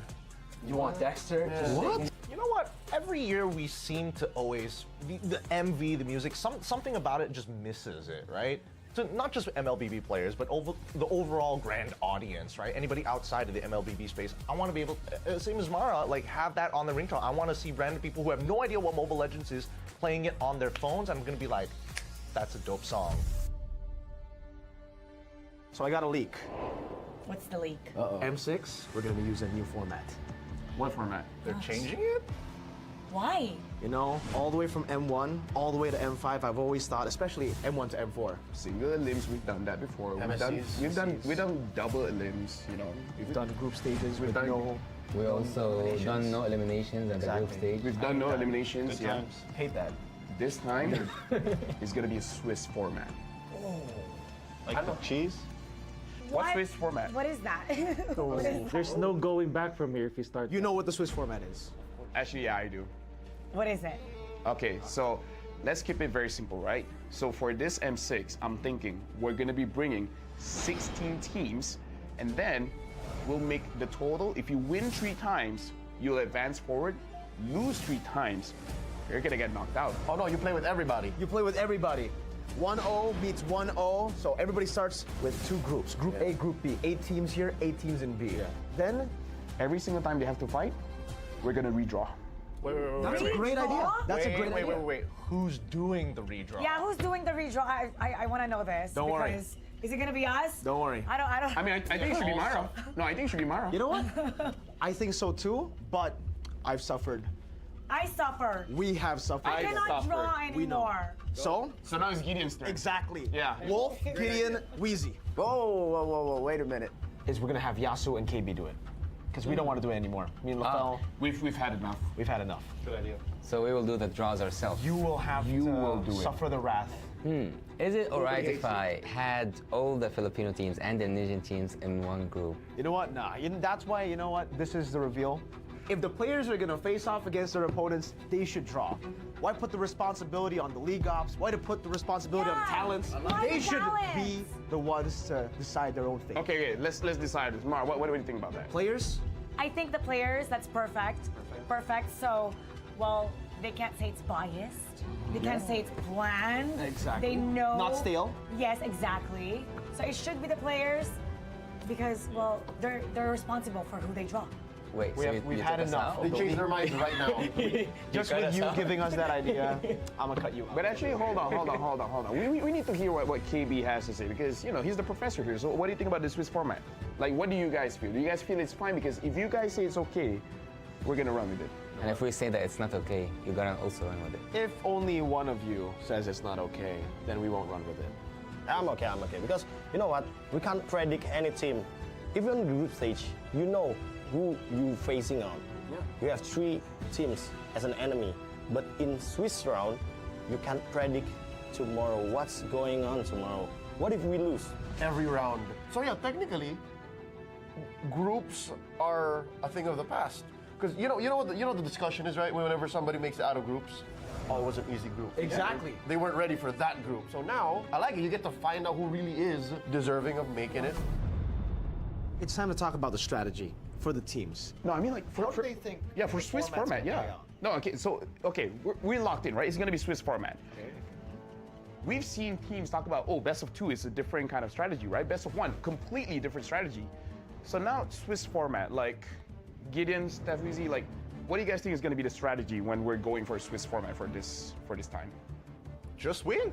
That's simply what the format is asking of you, right? It's saying, hey, the faster you win, the better you, the more times you win, the easier it is to make it over to the next stage. That's the whole point of the format, to kind of weed them out. Let's think about this, right? Because you're gonna play way more games in this format. Am I correct? Right? In the group stage. Playing more games.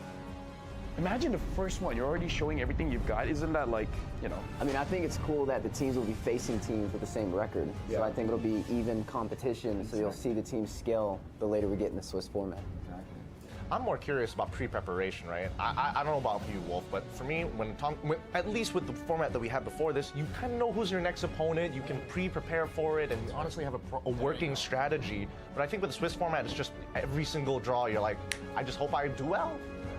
But at the same time, like you said, it really shows us who's the best team actually, who actually deserves the upper bracket. Because if we only have like 16 teams, let's just say that 8 teams make it to the upper bracket or the lower bracket. It's always been like the upper bracket teams have a shorter way to the finals. Like you only have to win 3 series actually if you're from the upper bracket. But you can only get rewarded of that if you survive the grueling Swiss format. Okay, now I can see that maybe we're not as close as friends because the way that I'm thinking is very different. What is the way you're thinking? There's 2 games, so that after this you're fighting all the easy teams. Oh. Maybe. Right. Think about it.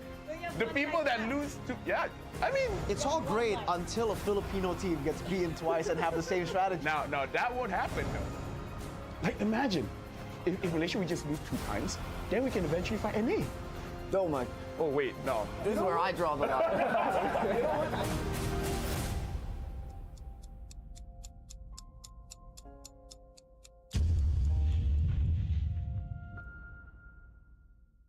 A crispier chicken McCrispy? So much crispier. Bite into an even crispier crunch with the improved Chicken McCrispy. Now, wouldn't that be nice?